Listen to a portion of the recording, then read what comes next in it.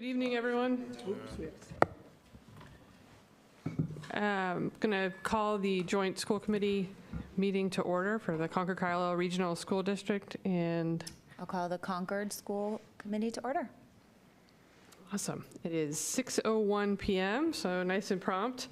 We have a number of things to... The roll call in. Oh, that's right, Brian, we got you here. All right, roll call and attendance.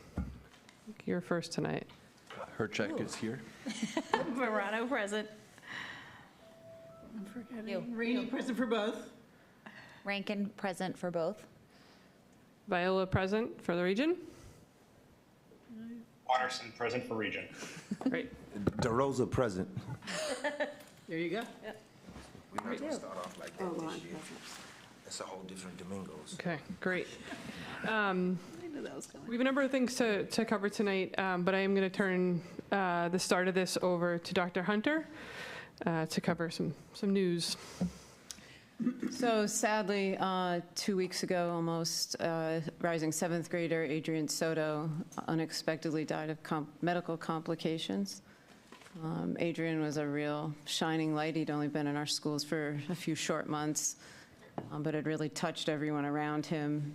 And the, middle school had really supported him, supported his family, and have really had their worlds deeply impacted by his loss. We've been working closely with Riverside Trauma. We've been working closely with the family, supporting staff, supporting students, supporting Adrian's mom, especially single mom. Obviously, a really, really huge loss for her. So the funeral was this morning. Really, really amazing ceremony, really, really hard. So we just wanted to honor Adrian. He's leaving us a legacy of joy. He had a lot of challenges, and he was a young man with a lot of joy and a full heart. And that smile is just entrenched with us, and that'll be what he carries forward. And I think if there's one thing that I've spoken with the middle school administrators about, who have been their extraordinary selves, just reminds us how much this work matters. In the day-to-day world for Adrian, we were an awful lot to him and to his success, and in the crisis that's come recently, as has been the case in the past, we are a lot of the foundation that keeps everyone together, supported, who to turn to, and that will continue into next week as everyone returns to school. So I think we wanted to take a moment of silence to honor Adrian and just be thoughtful.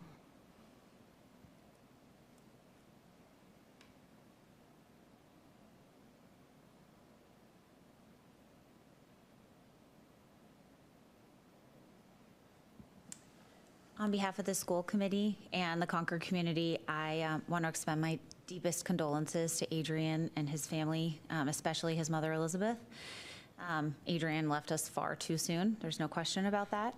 And I also want to thank Dr. Hunter and Mr. Cameron and members of the middle school and the PTG for all their efforts to support, as you said, the students, the community, and especially his family.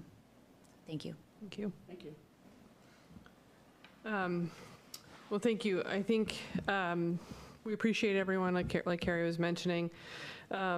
We're in the spirit of keeping with the students and everyone. You're also such a big part.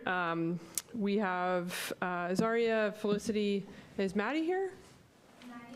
She's online. Oh, yeah. Oh, hey. All right, perfect. You want to So, mention webinar? oh, yes, sorry.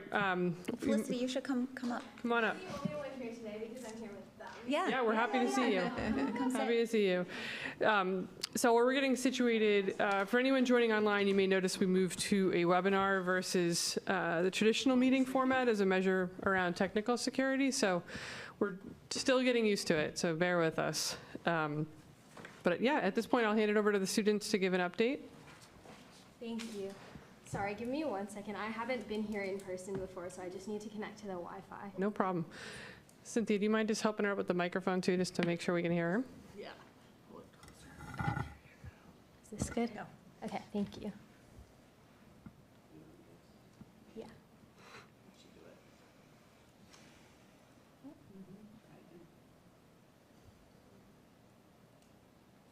Should be recognizing you, This is Felicity. not my school computer. We haven't gotten them. Yeah, yet. yeah, Yeah, sorry. All right.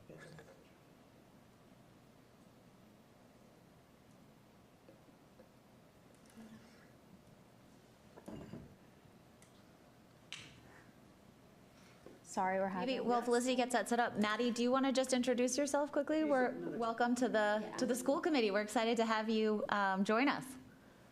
Thank you. Hi. So yeah, my name is Maddie Clancy. I'm going to junior year here at CCHS, and I'm just really excited to join and work with everybody and yeah, share a little bit about my grade and everything. So thank you for having me. Zari, welcome back. Always great to see you. Thank you. How was your summer? It was eventful. I feel like I've done a lot of stuff this summer. Is that working for you, Felicity? Yeah, sorry, my computer's just being a There you little are. finicky. No, we're good. Almost there. Good. You're good. We're good in there. Recording in progress. All right. So can she share? She Yeah, should could be you? able to. I'll double check the settings. Yep, you should be able to. It's gonna be I think, are you able to promote me to like the panelist? Oh, sorry, yep, absolutely. No worries, thank you.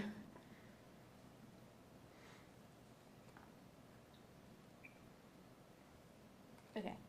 so just mute, you don't have to depend on the microphone. Yeah. Awesome, we can see it. All right, great. So our update this week is a little bit short as school hasn't yet gotten underway, but a lot of students are already back at school for sports tryouts, and I know Maddie actually was there earlier today.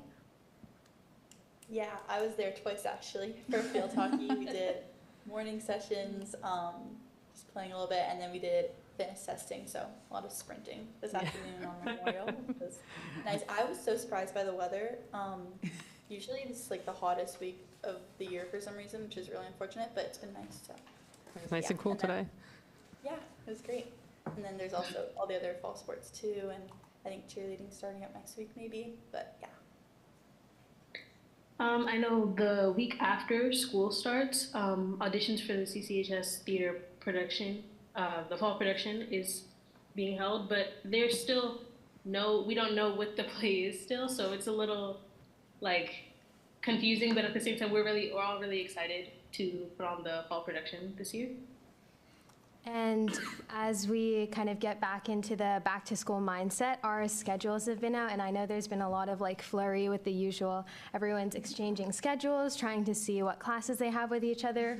I'm a little disappointed because I don't really have that many classes with my best friends, but I mean, actually I do like though that junior and senior year, there's a lot of flexibility with electives, so my friends and I aren't in the same classes because we had so many options to choose from, and so I do think that's like a positive side.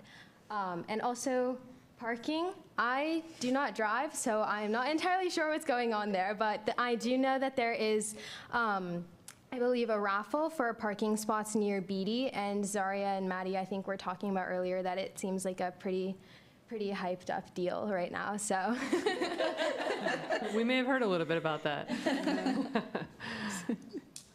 And lastly, we just wanted to briefly mention some of our goals this year as student reps. So we are hoping that we'll be able to firstly integrate our role as school committee representatives more thoroughly with the rest of the student body.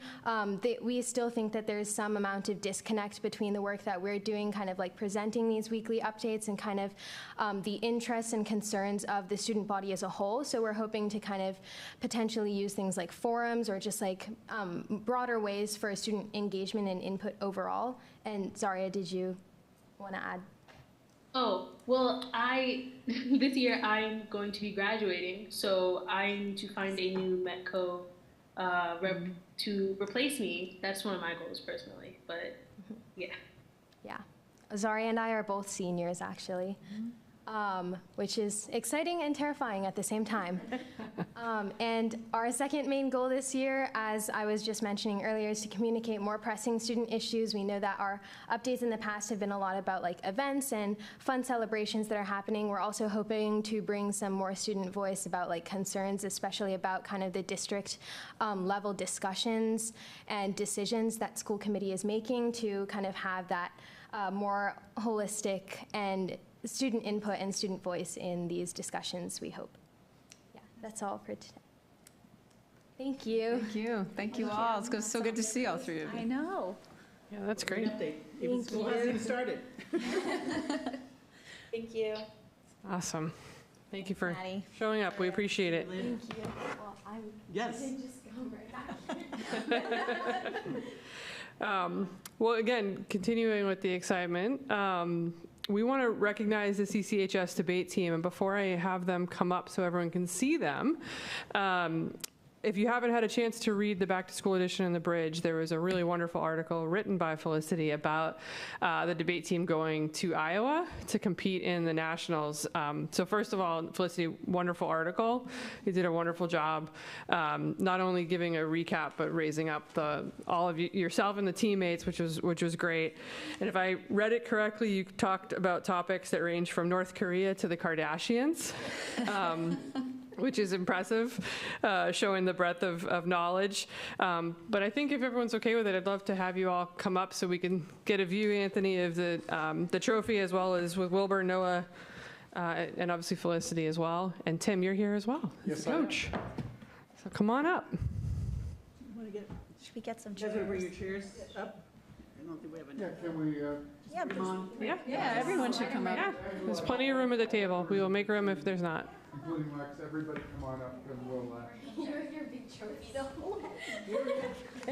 While everyone's getting situated, again, this is just quite an accomplishment. We're so happy you're here to celebrate it. Do you let go of it, or can you put it on the table? Come on up. Security.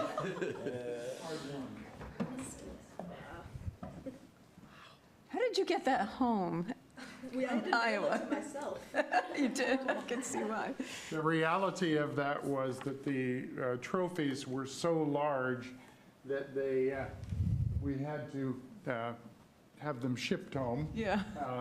And that was another one of the generous contributions. Being a debate coach, I actually have a timer set. There are some things that I wanted to be sure we talked about. You're setting a high bar for the first I love it. of the year. Great. But just very quickly, I'll go through a couple of things that I've prepared in advance, and then I have some bling to give to the school as well.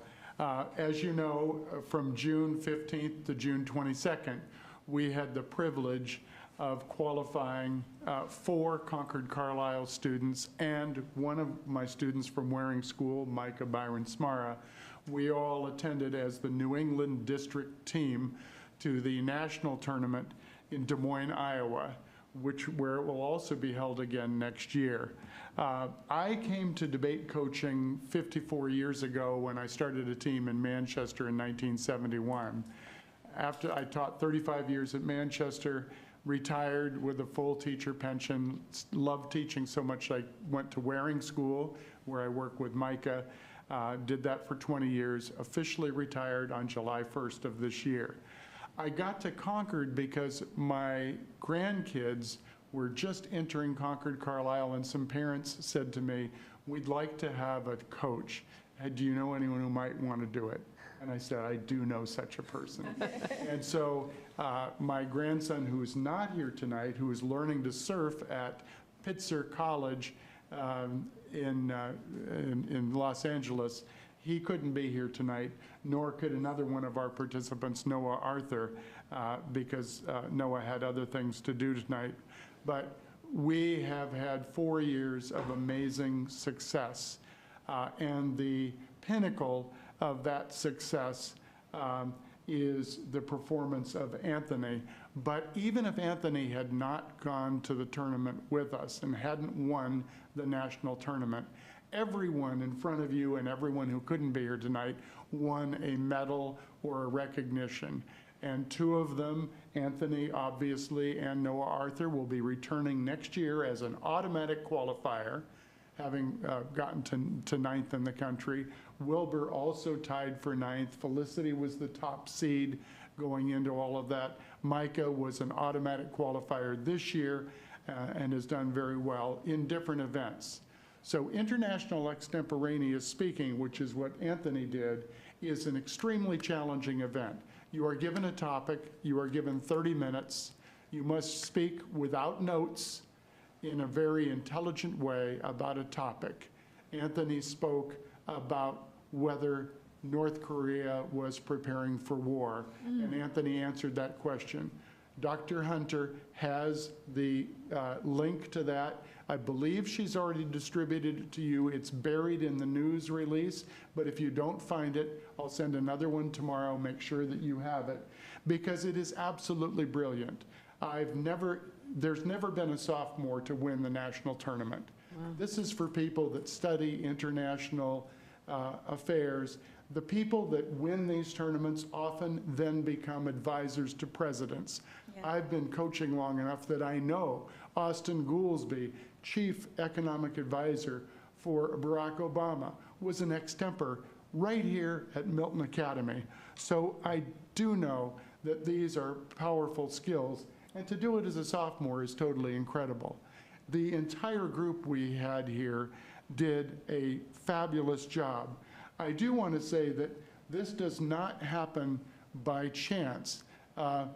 Anthony has worked very, very hard, and I received the champion coach plaque for that, and I would like right now to give that coach plaque to Anthony's mom, who accompanied him to every tournament all year long, who judged, who carried things for us. So Shannon, if you will come up, I would have.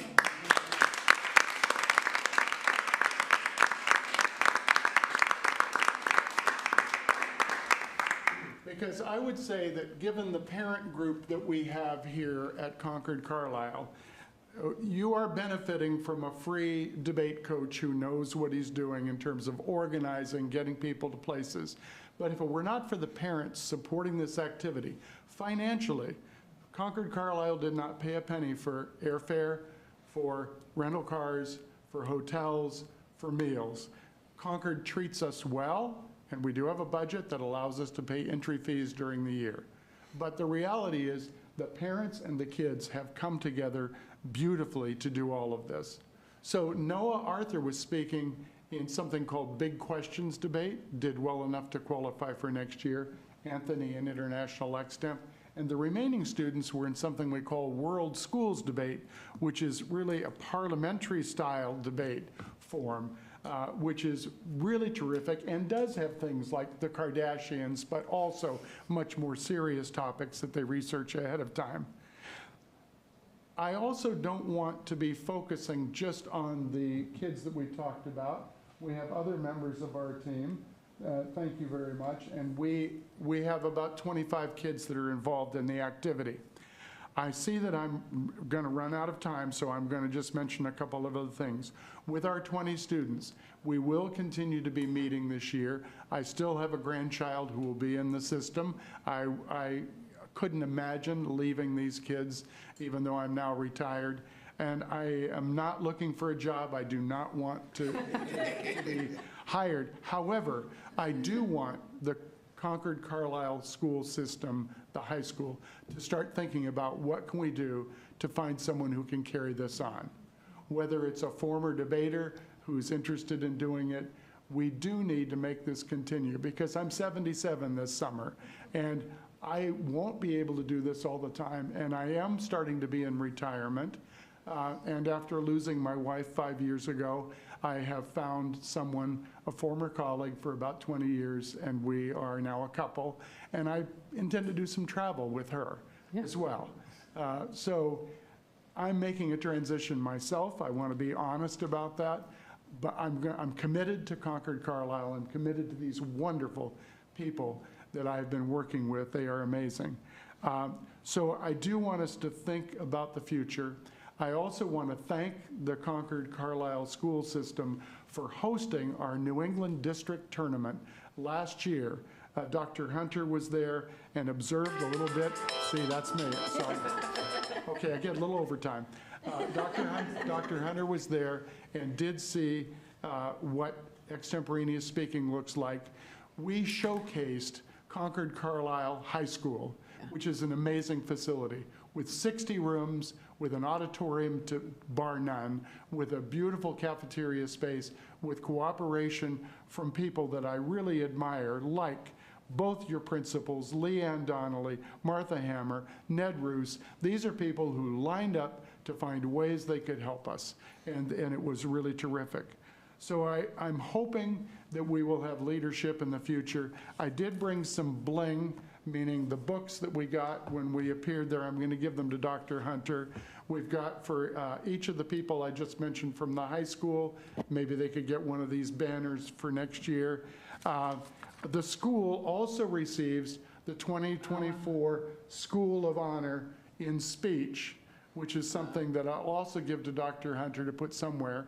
Very few schools get recognized as a School of Honor in Speech, and quite frankly, it's Anthony that got us recognized as School of Honor in Speech. If there are any questions or comments, we collectively would be happy to do it. I should have also mentioned that Shannon and Ray Ma, Felicity's mom, are my assistant coaches, whether they like it or not. They are capable of signing kids up to go to tournaments. They can fill in when I'm unavailable. Our system has been that parents and kids go together to these tournaments. It's a family thing. We don't rent buses. We don't pay for a lot of transportation. And so we depend upon the parents to really pull us together. So Ray and Shannon are key people, and I know that even if I were somehow suddenly out of the picture, they would be able to help carry this on. That's great. Well, thank you so much, and I think, yeah, another round of applause would be great. Thank you. And thank you to the parents, as you mentioned, Tim. Maybe just to close it out, if we could maybe get Anthony and Felicity and Dr. Hunter, we want to take a picture with the trophy, and Tim, you as well, and Shannon and Ray, everyone come up real quick, and then we'll move on to the next. Yeah, Micah, you too. I should see if anyone has questions. No, come on, whole team. Yeah, everybody come on. Yes. Let me in the picture? Ray? Yeah, I do. Take it. Sorry, you okay? Caught it just in time. We don't need a workers' comp claim from All the right, we're superintendent. going to just consider. Exactly, not a good start to the year. That light should flick And on. maybe we could give, I was gonna say that. There we go. let's give Superintendent Hunter the plaque which says that we are a National School of Honor. Oh, that's excellent. So that- We'll definitely post this prominently. Yeah, here. Scooch in like you. Scooch in. Here, see him here. Oh, I don't. Squeeze in. It's a good picture. 1, 2, 3. One more. 1, 2, 3. Awesome. Thank you so awesome. much. Thank you. Great work.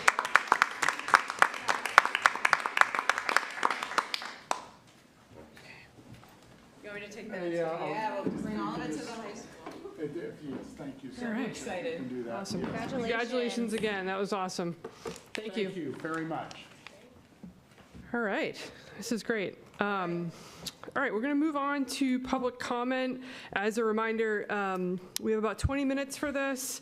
It's a meeting in the public, not with the public, so the school committee won't be responding to any comments. If you're in the room and you would like to speak, you can submit a blue form. We have them up here, and you'll be called to speak. And if you're on Zoom, you can raise the hand feature. We'll see you, and we'll alternate with each person getting 3 minutes to speak. So I have one blue form here. Michael, come on up.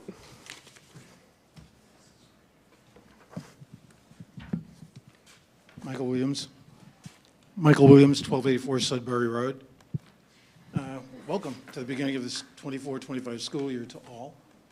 I look forward to being a successful year for all of you. I appreciate Dr. Hunter's invitation over the summer to meet and discuss how Ellen Garrison could be best honored at our new school. I want to publicly thank her for that opportunity. Our conversation with Dr. Hunter, Mr. Namiki, the Concord Carlisle DEI Director, and Ms. Turner, the Executive Director of the Robbins House, was substantive, was productive. Further meetings are planned, and I look forward to working in fruitful collaboration. Our town's middle school naming campaign was contentious. I would hope by now that all parties understand that the name was but a marker, a sign of commitment that Concord would take to foster a safe, inclusive, and equitable educational environment where all academic success is available for students. We look to build on the tentative start we've made by having our community's educational stakeholders work in concert to create quantifiable measures of faculty and student diversity, academic proficiency, and cultural fluency. These are metrics that have been shown to describe parameters that are evidenced in our school system's 22-23 equity audit. These measures, if we monitor them over time, will allow us to gauge our progress in creating a diverse, inclusive, welcoming, and academically successful educational institution that Concord deserves. Thank you for your time. Thank you very much. Do we have anything online coming through? I don't believe so, right? I see. Let's see. Is there anyone else in the room that'd like to submit a blue form? Otherwise, we will move on. Okay. All right, let's move to the consent agenda. Again, mostly minutes, basketball lines, surplus books, warrants. No surprises. Should have all received the minutes ahead. At our June meeting, just a refresher, we did discuss the need to separate all the Concord and the regional consent agenda. So just as a reminder, when we do approve it, if we could just do an I for the region, if that is what you're representing, or an I for both. And this, this process will just ensure that we are separating out who is voting for what, and especially for Brian and I, who are Carlisle residents, that we're not voting on Concord matters, K through 8. So. Can I entertain a motion to? Does anybody want to take? Sorry. Yeah, anything we want to talk about before we move? Okay.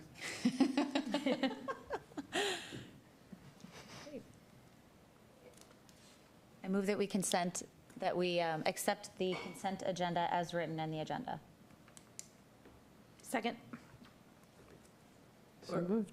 Do you want her to move it? Do somebody move it? I just made, yeah. You can move it. Oh, Okay, you can. She can move it. Yeah, Carrie can I'm move not it. right, I'm going to second it, yeah. But we have to do a roll call. Correct.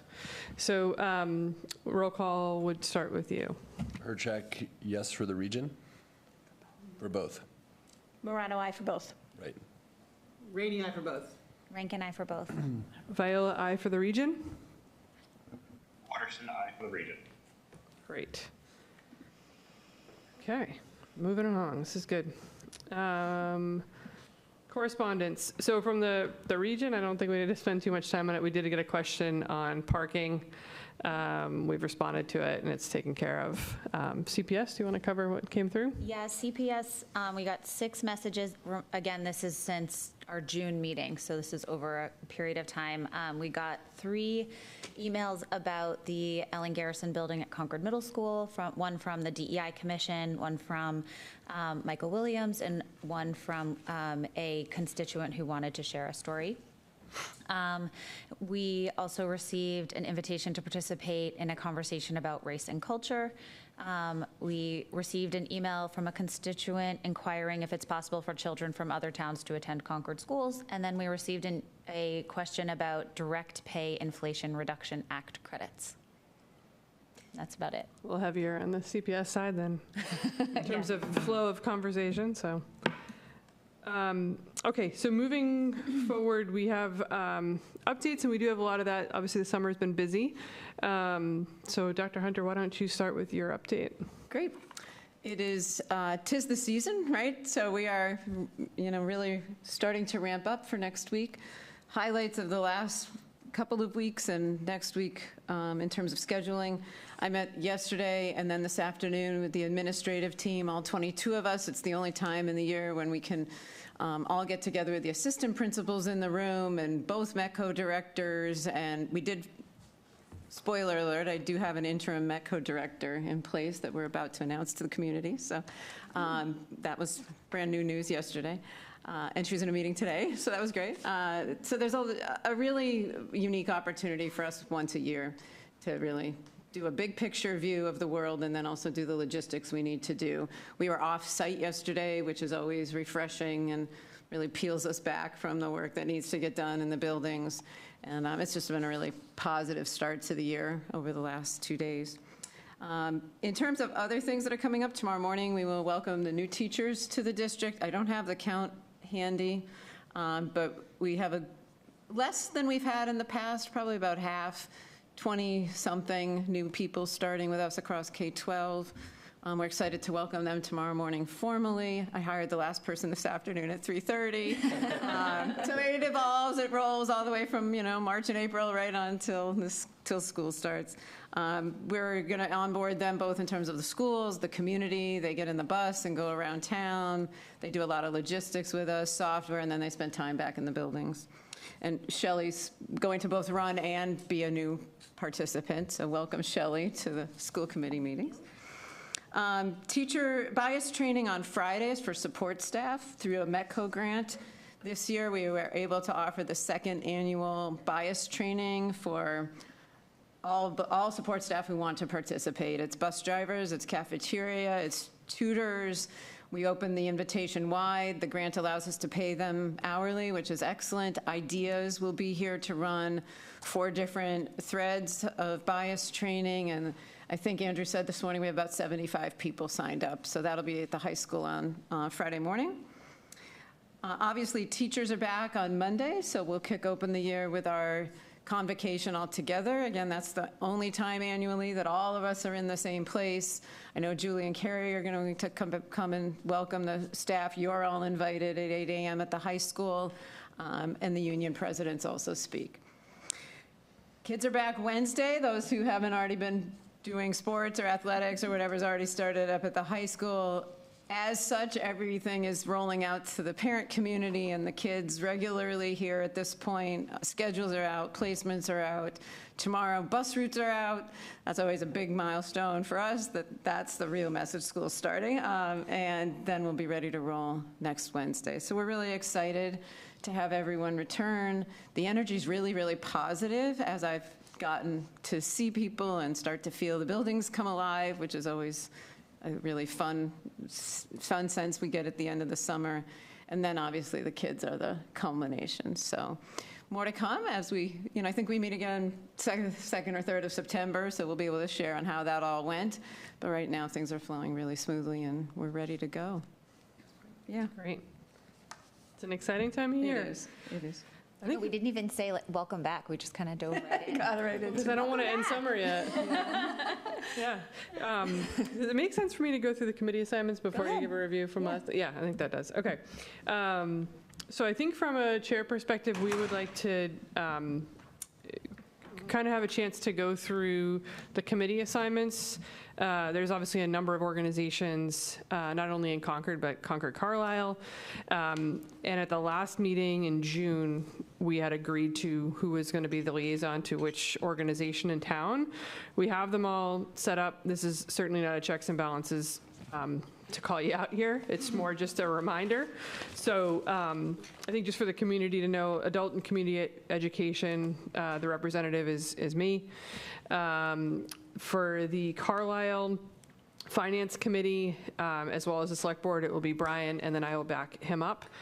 And that was another thing I was going to... Can I just, before you run through this, for Aisha and Domingos, you guys weren't here, I think, for this meeting. If there are places where you want to slot in, we would love your involvement, but just listen to the list and sign up for something that you're interested in if you... Yep, and the link is in the agenda, so if you want to check it out and follow along, feel free to, or look at it later. Happy to do that. Thank you. It was a good call out. And then for the committees that are meet more frequently and have a higher weight, we do have backups. So like I said, the Carlisle Select Board and Finance Committee Brian is going to be the liaison there, but I'll back him up whenever he can't make it. Concord Finance Committee, that will be Alexa with Andrew as the backup. Concord Select Board is Tracy with Carrie being the backup. Concord DEI Commission is Tracy with Carrie as the backup. PEG Access Advisory Committee is Cynthia. The Concord Financial Audit Advisory, it was Cynthia and Brian, and those two have definitely made contact because they actually had to be sworn in. At least Brian did. Brian had to be sworn in to do that.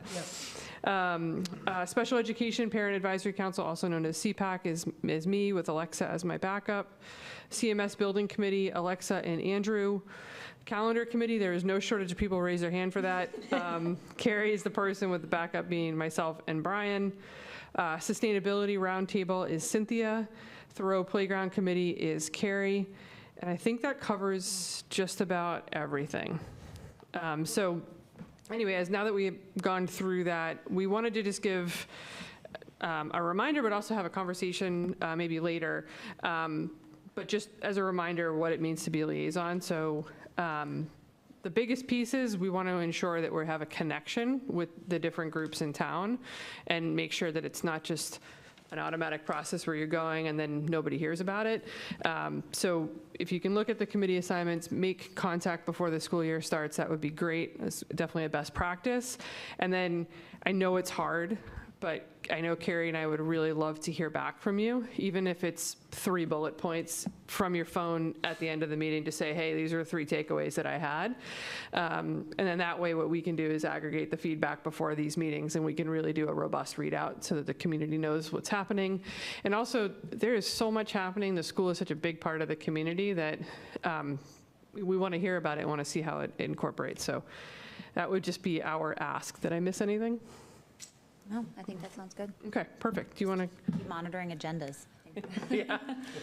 All right, you want to give an update from last night? Yeah, so everyone, yeah, Brian was there too. So last night we had a joint committee meeting with the Select Board and the Finance Committee at Town Hall to talk about capital planning. It was, I thought it was really productive. I'm speaking on behalf of myself. Dr. Hunter and Carrie LaFleur, Bob and Anthony from the town all got together, put forward a joint proposal around how we should think about policies as they pertain to, practices around capital projects and how we go about defining them. So I thought it was a great start. There's a lot of work to happen. I think my, biggest question at this point, which I mentioned last night, is just what this means for the current FinCom guideline process, because there's kind of a gray area of what is and is not inside the guideline. So it'll be just honest, open conversations about that. I think one of the things that Mary had done with the Select Board, I think it would be good if we just sort of took a straw poll here of folks on how you're feeling about the process, if there's any concerns, if you're, thumbs up, thumbs down, any, general feedback at this point is welcome. We want to just kind of go around quickly. Which I don't know if you saw it. It was last night. No. Yeah, that's fine. You want Tracy or? Yeah, no, I thought it was great. Last night, there was one correction, I think, that we had made on the capital, on the CPS side, that one of the years, it said we had 900,000, but it was only like 490. So if we can maybe just get that feedback back to correct that slide, in case that slide comes back again. Yeah. No, I think it was. Did you mention that to Anthony? Say that again, I'm sorry. It was the capital from, remember 2 years in a row, we had the 900,000. Yeah, Both so years, they were in the 400s. I didn't get to loop back with Anthony today because I've been busy all day, but I think we do want that slide. Yeah, just to correct that slide, just because it's out there. I know I said it verbally, but we want Yeah, you it. did say it in the room last night. Fix the paper. No, I think that the process sounds great. I think, there were definitely questions that came up about buses. Like, I heard a few things that, I think we'll have to clarify. And the region is a different animal from CPS. So it's just to keep talking as we go through the process, but I thought it was productive. Agreed. Yeah, I thought it was really good. I think with this is a big shift from how we've done it in the past. So I think we will have to be flexible. Select Board will have to be flexible. Finance will be flexible and kind of work through some things. I just don't want to get to a point where we're kind of competing for the same town resources, and if we're going to go in as a unified front, we'll have to figure that out on the back end, but I think we're capable of doing that. Agreed. So we all are going to be competing as the town departments compete, not compete, but you're going to have to make some very difficult choices. I am concerned about the lift between now and that November 16th date, November 18th date. Yes, it's a lot to build. We've never built a 10-year capital plan, all tiers. That's a lot. So when we agreed, when we were debating these dates, and actually we were, I think, probably positive, a little surprised last night because the normal dates are earlier than that, but with town meeting, we on our own said, let's just suggest we push these out, and to hear the committees interested and willing to push it further was not what I totally expected. So that's great to hear. People are aware the work it's going to be. I feel like with our facility study in front of us, that gives us, we've got a really big starting point this year for CPS. So a lot of it will be vetting that and deciding order of priority and mapping out those plans. I think then bringing in the region, this building's got its own things in that plan that are pretty unique, and then whatever other, mostly smaller projects that have been deferred. So I feel like for us, because all those pieces are sitting in place, it's doable. The work is really going to be at this table, I think, because we're not going to go in with our own priorities. We're going to go in and reflect your priorities. So I think, to Cynthia's point, it'll be a matter of this having to be an ongoing discussion, probably as early as September, to help us be ready for November. That's a great point. Yep. So that said, perhaps as the chairs meet again with Dr. Hunter and associated people, you could try maybe a little bit of a roadmap. Yeah, that's a good so idea. that we can have a reasonable schedule about how to review or whatever. Well, no, yep. Yeah, that's a great call. To your point about the lift, it's busy all the time, so it's going to be no different. And then the study was 10 years. I do think you made a point last night about how specific is years 6 to 10. I'm not going to lose a lot of sleep about figuring out what's in years 7 versus 8. We do need to sequence the best we can, but it's a plan, and if a roof deteriorates that we thought was going to be year 8 ends up being year 6, it ends up being year 6. So I think the farther out it is, the less certainty on the timing. But we do have a 10-year base plan from our consultants. We always say that these plans are precisely wrong, but directionally correct. Exactly. Well said. And I do think we're going to have to put a big asterisk on any HVAC work, because that has to be electrification. And I don't think that was really part of their charge, the consultant. It was specifically not part of the charge, and I think that has to be a conversation among the committees. My instinct has been over the last 6 to 12 months is to pull that off as a separate conversation because of the false starts we've continued to have. Either the town's interested in spending that much more money to do it, or they're not.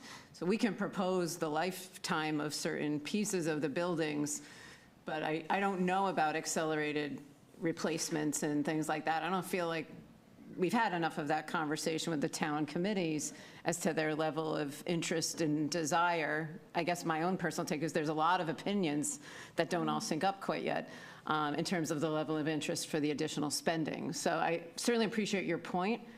I don't know that it's part of this process per se. We can certainly asterisk HVAC things or things that might have sustainable options to them, but I'm unsure that it's going to be a recommendation from the administration right now to electrify, when I don't know if the funding will be. I think that's something we can talk about. I was trying to go down the road of what Acton did. And they got many grants to do the study, right? For both town buildings and school buildings. So they have not done a lot of that work yet. Yeah. But there's also a lot of grants, et cetera. So that would have to be collaboration between the town manager and you and our sustainability director in Concord. So I just want to kick off that conversation. Yeah, and I appreciate that. It's really the funding issue. All of us are on board with the actual, let's be greener. It's the who's going to pay for it conversation. Yep. And the grants is a good conversation. I think we should put a pin in that and put it on something for sure. Yep. Thank you. Yeah, no, thank you. That's great. Brian, I know you're online. Do you have any feedback?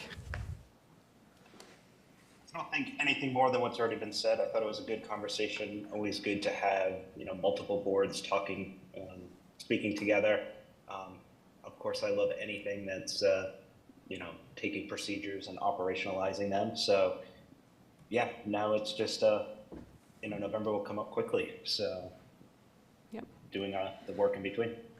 And I was going to say, but just my candid feedback was, I just am happy to see everyone coming together. I thought it was a really great aggregation. So I know you said it last night. Just want to reiterate, thank you for collaborating so well. And then I think just a note, because the region, kind of the costs from the region just kind of get handed to Carlisle. Brian and I are doing some conversations with the Carlisle FinCom to let them know about the process. So if there's anything along the way that you think we should broker conversations with, you already are on top of that, but if we can help in any way is maybe a better way to put it. And I think that Victor was online last night too, so he probably heard part of it, so that's good. Oh, that is good, yeah. So there were 2 action items from the meeting that I wanted to just flag. These have already been referenced. One is we have 2 meetings coming up, one on November 18th and the second on December 16th. These are the follow-up meetings unless they get pushed back, which to everyone's previous points could potentially happen. But for now, if you could either save those 2 dates, Monday, November 18th and Monday, December 16th, or let me or Julie know if you can't make it, just so we make sure we have a quorum. That'd be great. The other topic that was discussed was pretty high level, was about Peabody and what happens when we hand deliver it back to the town, or what our next steps are with PBD after we move into the amazing new middle school. And there was a discussion about potentially just putting some feelers out there from the town to get a sense of how developers might use the space. So our piece of it, I think the biggest question now is, once we are out of it, who takes responsibility until town meeting? So we'll have to figure that piece out. Perfect. That's it on last. Do you want to give the update on the policy subcommittee? Yeah, sure. So I'm so excited about this. I know I'm such a nerd, but so over the summer, Dr. Hunter, Julie, Cynthia, and I had 9 hours of policy meetings over 3 days in a row, Tuesday, Wednesday, Thursday. We took turns bringing coffee and treats. It was the iced coffee that was exciting. And we sought out to go through policies A through I of the book, which is more than 200 policies. The goal of the kind of sessions was to get us up to date. We keep getting to the end of the book and then realizing that the front of the book is 10 years out of date. And so we wanted to just update our book, get up to code with MGL and all sorts of other things. Our process was, if it takes more than 15 minutes, if there's more than 15 minutes of discussion, then we were going to table it and bring it to the full committee. We wanted to really just identify the low-hanging fruit, what MGL, what Mass General Law pieces did we need to change, there was a lot of pronoun changes, grammatical things that were fixed. So we did it. We got through A through I, 200 plus policies in 3 days. Over 9 hours. And then we met again in August, where we went through some of the policies that we didn't necessarily feel like needed to come to you all, but needed some additional research. So we met again, we went through those policies. And so we have culled it down to a manageable stack of policies that we think that this committee can tackle over the course of the year.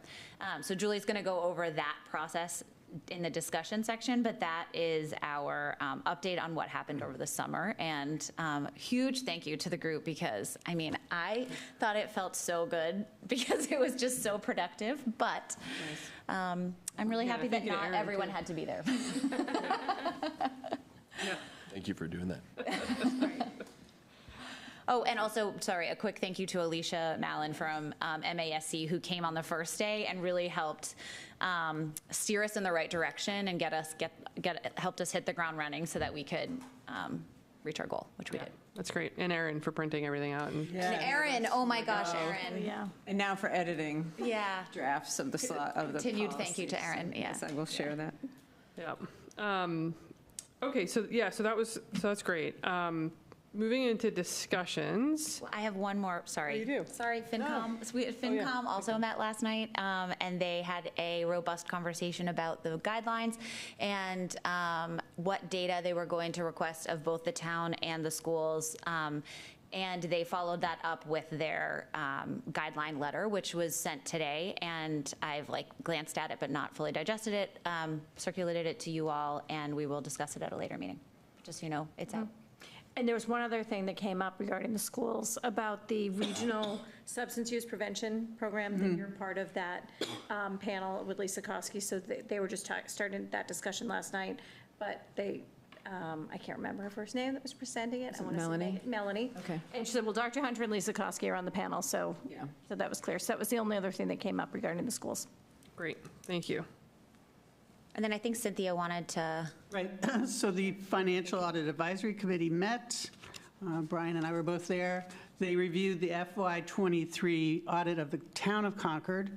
And just one item came up that is interesting in the intersection with policy. So they cited our our warrants do not include bills or invoices, which by Mass General Law, and I said, I'm going to go check our policy, and indeed, it says exactly that thing. So we as a school committee have been following our own policy, but it's just sort of so subtle, I don't think you would really notice it.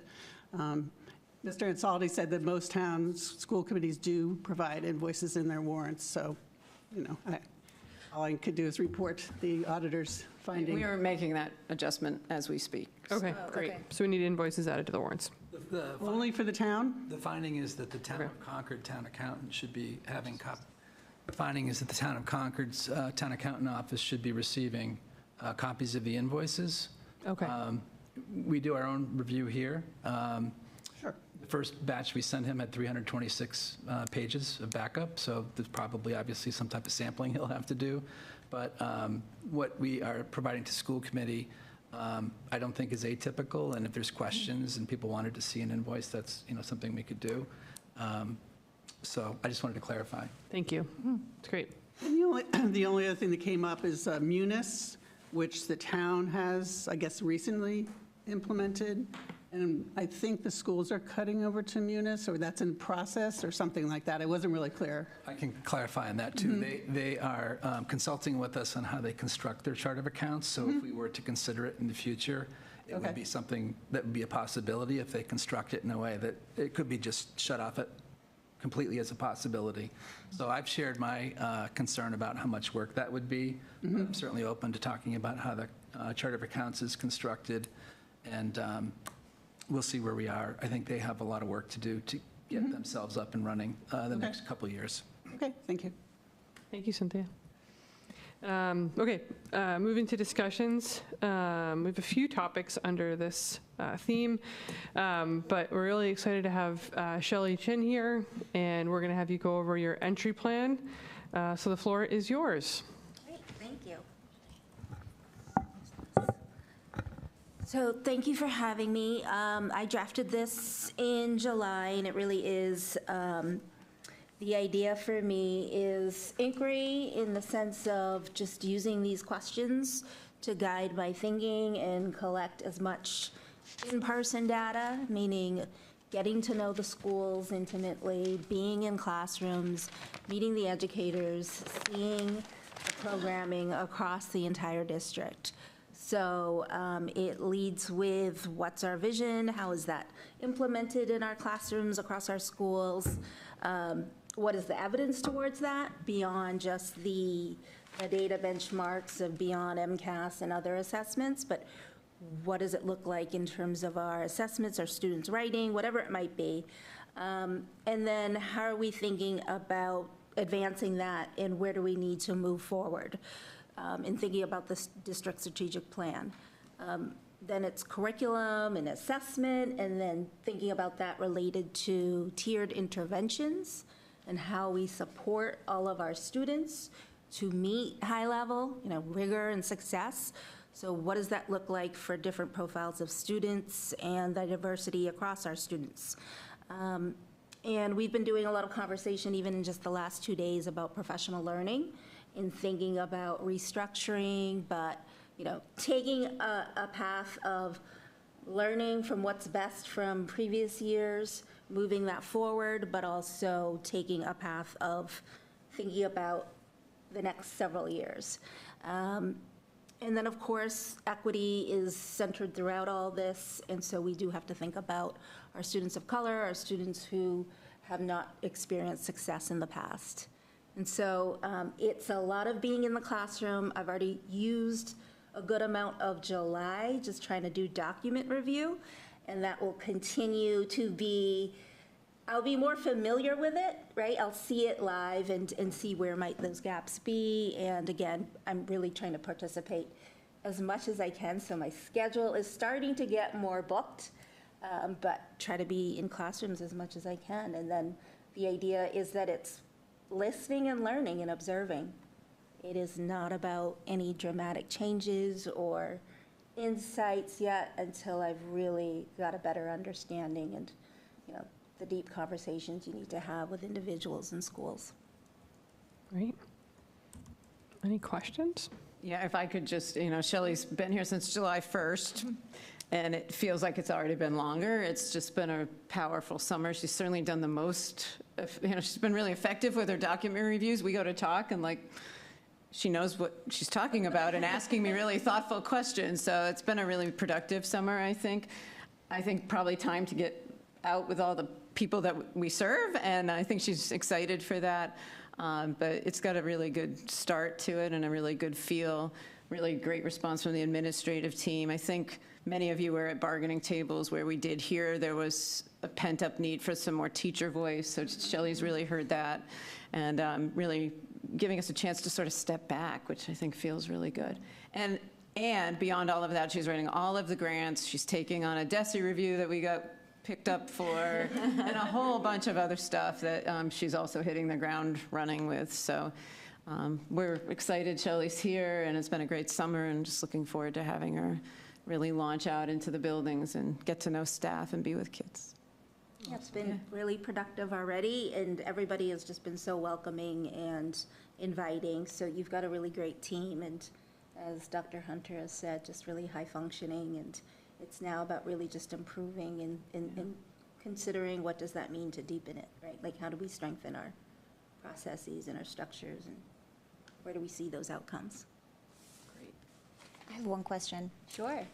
First, welcome. Thank you. And we're really excited to get to know you and hear your ideas. It's always nice to hear a different perspective. Kristen was in this job for a long time, so it's nice to have a different perspective, although she served this job really well, or this community.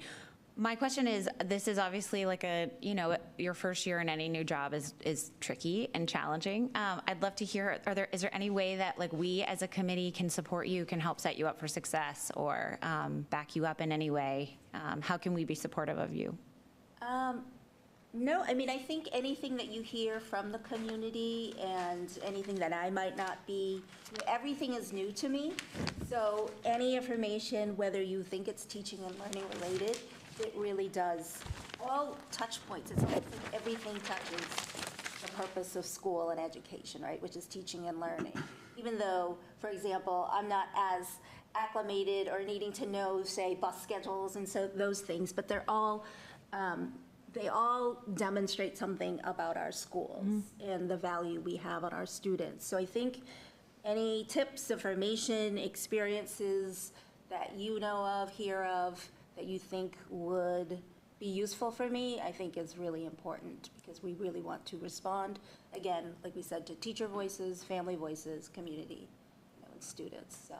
There's a lot of storytelling when people first on board, so you could all help with the story. Like, here's the history of what that is. Really building that context see a role here for me, for that. so that, particularly in identifying needs and where readiness and ready to move forward in certain goals, I think knowing that context really does help.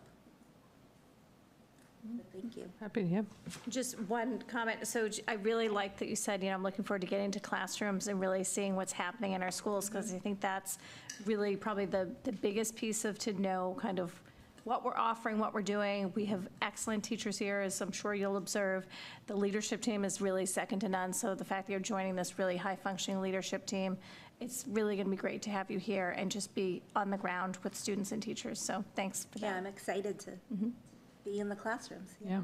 It's great. Coming from somebody who's new, who's learning a lot, I can tell you that I think your idea of soaking it in for a couple of months before you make big judgments, I was given similar advice. And I mean, even just this summer, Brian and I started in late May, arguably June, did 2 public meetings, and then people went away for the summer. But it was really great to get a tour of the school. I mean, just seeing the engineering lab, seeing the music space, seeing the classrooms and where the kids have all that extra space. I shouldn't say extra space to take their electives, as the students were mentioning earlier, and then meeting with Brian and I mean, it's just like, and Katie, it was like amazing. And it's not that it was so different from when I first came on, but I hear you. There's like, it's so much bigger than I had anticipated. It's so much like richer than I had anticipated. And good for you for the comments that you made, you know, that range from student success to diversity, equity, inclusion. So I think you have a good directive. Thank you, and it's a lot to take in. I think 1 year isn't even sufficient to really, to listen and learn and observe. I mean, that's multi-years and a lot of planning and thinking, and but it's always that fast pace too of trying to run the daily operations, like just run some of the things that have already been going well, and then taking on new work and saying, how do we really advance this? Yeah. That's great. Well, thank you. And thanks for coming tonight. All right, well, let's move on to the next part of the discussion topics. As Carrie mentioned, wanted to bring up policy again. As you can imagine, going over 200 policies in 3 days is a lot of information. Thankfully, a good amount of them were either really close or close to either MASC or previous versions, so we were able to do some quick updates. We want to be efficient in this time that we have every 2 weeks. And I think also with the purpose of subcommittees is to help us move faster and more efficiently. So we don't want to bring all 200 in discussion to the broader group. That wouldn't be a good use of our time. So we have an idea as a policy subcommittee that we wanted to pass by in terms of a process, but want to make sure that everyone's comfortable with how we maintain, approve, and discuss the policies, especially those that are important. We want to do so at these meetings. So the way that we were thinking about it, like I said, if the 200, we pulled out a group of them, and I'll tell you high level a couple of the policies that we want to discuss in this forum. Social media, cell phone usage. There was some comments about like online learning that we might just give you a briefing on, but we made some updates to that. So what we're thinking of doing is putting the list of ones that we've made updates to with minor changes. You can certainly go in and review IAD or BC-A, B, and C. We've updated them, and you can certainly go through them, especially if there's a topic. Like I personally pulled out ones that we approved quickly, but I'm like, oh, this is an interesting one I'd like to dive into more. You can certainly do that. But I think what might make sense is of like, I think it's about 18 of them that we wanted to go through. It might even be more than that, that we pick out maybe 2 to 3 to discuss at each meeting. So I think to get through these, we're going to have 2 to 3 policies per meeting, or maybe we can start with 1 and see how it goes, and have a discussion on, for example, cell phones, have a discussion on social media usage, and pick a topic, put a time limit on it for our meetings, and then you all can give us a recommendation as a subcommittee to go back and make the necessary changes and updates, and then we can bring it for after we have a meeting to discuss. So before I go into further, how does that sound to everyone? Does that make sense? Did I miss anything, Cynthia and Carrie, from that particular perspective? Can I ask a question about first read, second read? So the ones that weren't sticky that you went through. So that's next.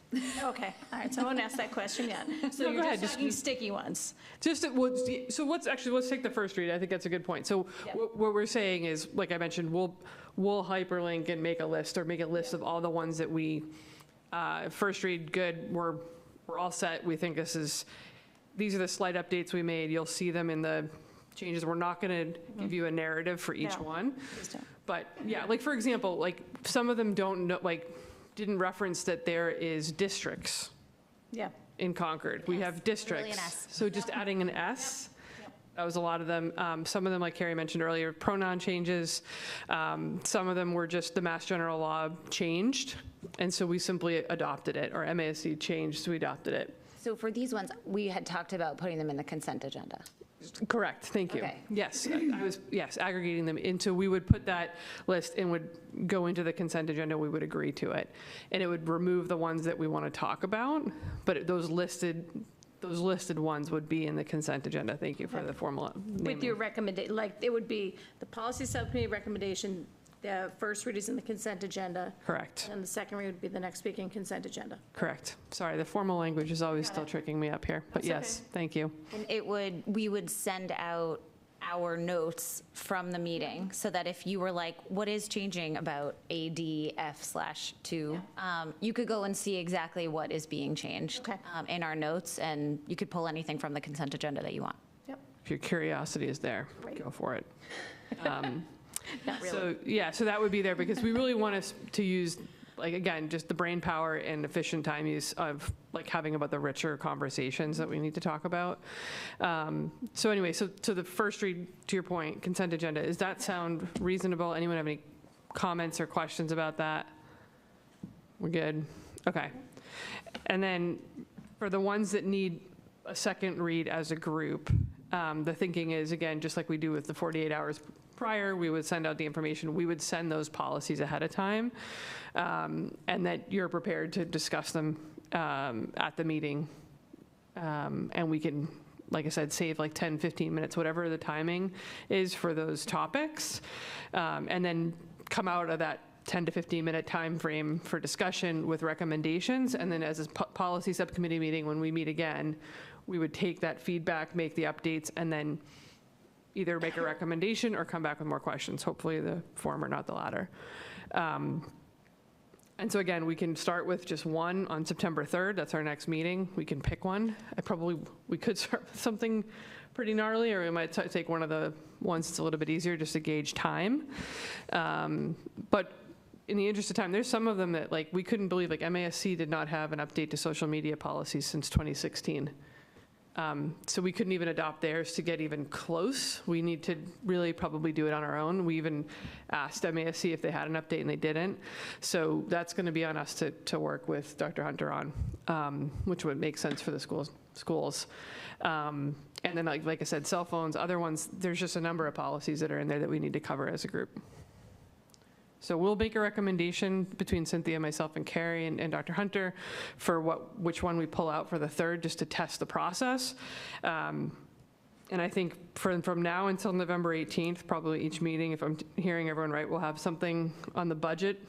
Kind of like as Cynthia had mentioned, just having a roadmap, and we'll probably have something related to policy. And I think that's just going to be the norm, especially between September 3rd and November 18th. Is that fair? Mm-hmm. Okay. On capital, just for clarity. Thank you. Yeah. Capital, Yeah. yeah. Trying to think if there's anything else. I think that was it from a policy standpoint. If we have any questions, we'll reach out individually, but I think that pretty much covers it. Did I miss anything? No, just thank you. I think it's been a spot of frustration, and we were clearly in arrears to a fault, and we're just making that up really quickly, so. Yeah. Really, It was good. really successful. Having fun doing it. We did have fun doing it. I actually couldn't believe the second day. I'm actually looking forward to this policy meeting. It just takes a, But in the smaller group, it was probably really effective. It was And really- having it was very Alicia there, efficient. Alicia's It was. great. Yeah. And she, and she did say, like, policy is her thing, so she really loves policy. Yeah, I when you have think 3 as a- policy wonks on the I think committee, we everybody- As a all love group, it. that so. vetting of like, what can we just do quickly and what Yeah. is going to take more time? And if it Helpful. was going to take a little bit longer, we just sidelined it, and that allowed us to not get stuck. Yeah, that's great.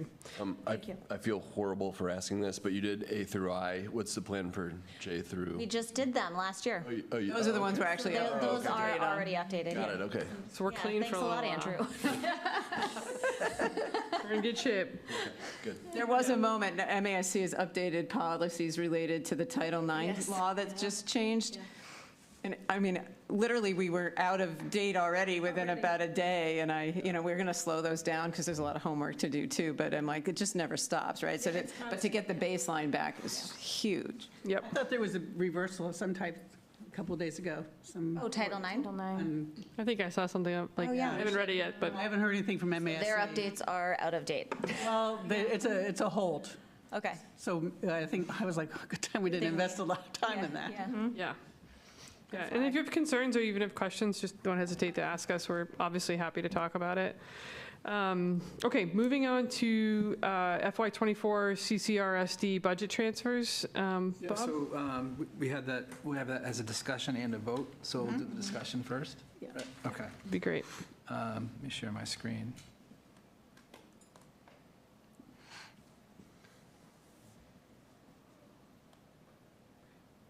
I just have one question. Did we do the budget transfers for the last quarter of '23, FY24? That's what you're voting tonight. Okay.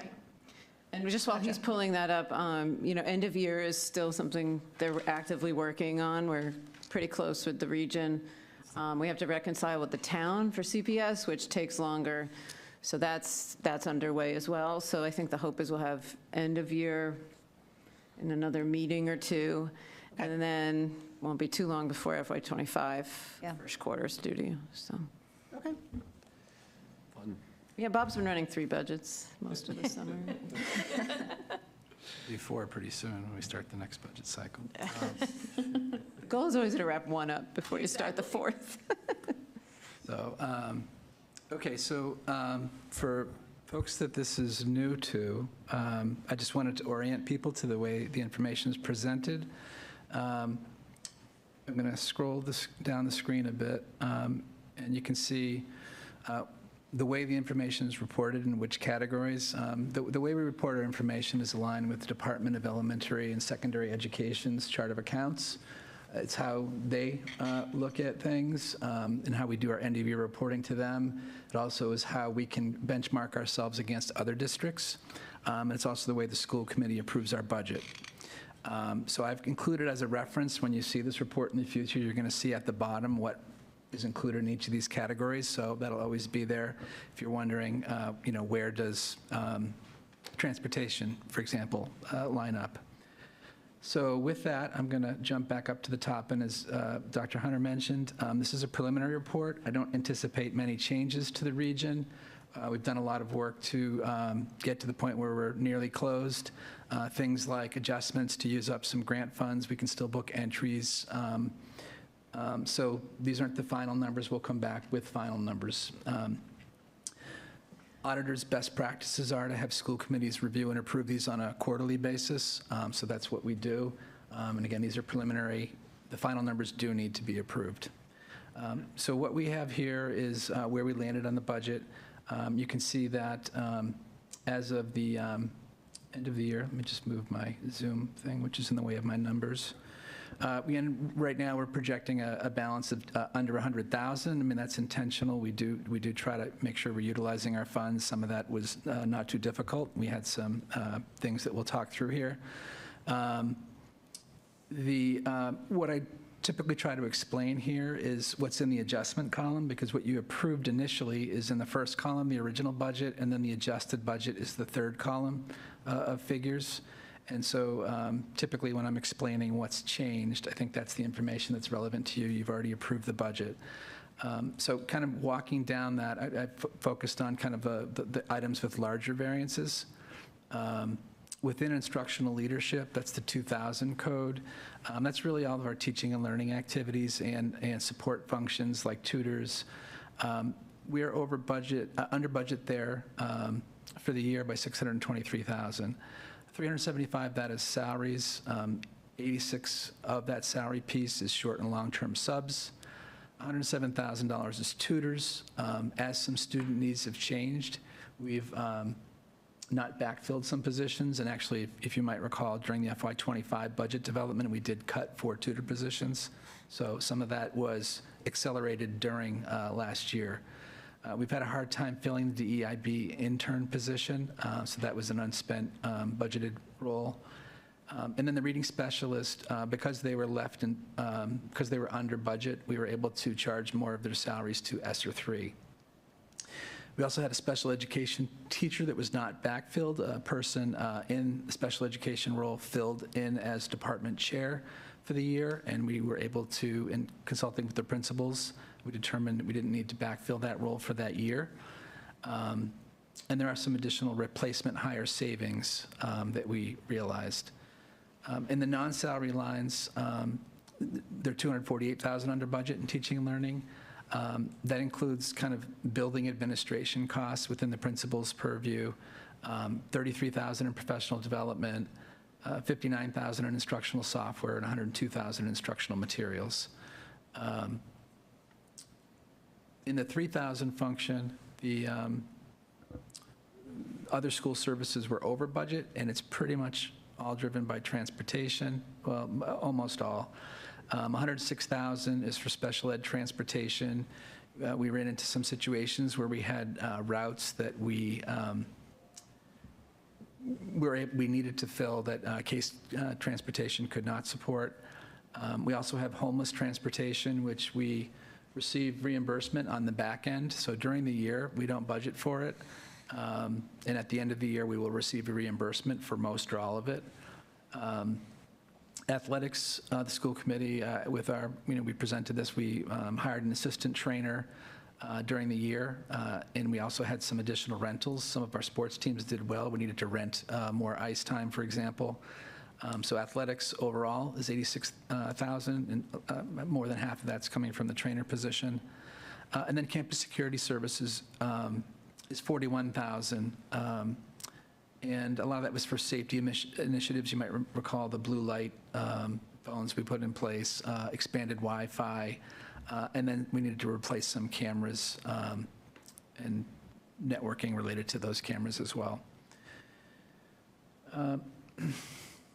Within the $4,000, which is really the maintenance and operations category, we increased the collective budget by $208,000. Most of that is electricity, $113,000. We did talk about this during the budget process, and we've corrected where we've been budgeting for FY 25 this coming year, so that will not be an issue next year. And building and grounds maintenance was over by 55. We did have a lot of HVAC, most of that's building. A lot of HVAC repairs. We also did some space rework. You might have seen the nice new spaces in the guidance area, a lot more student-friendly. And those were important things to do. But those are some of the contributions to what's over budget. Health insurance collectively is over budget by $174,000 net active employees and retirees.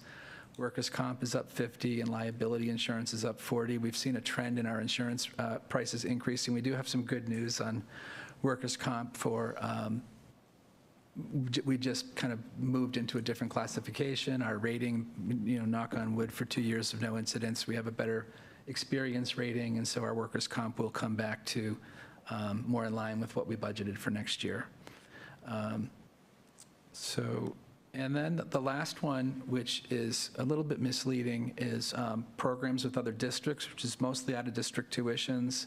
It includes charter school tuitions, school choice tuitions, but the bulk of it is out-of-district private tuitions and collaborative special ed tuitions.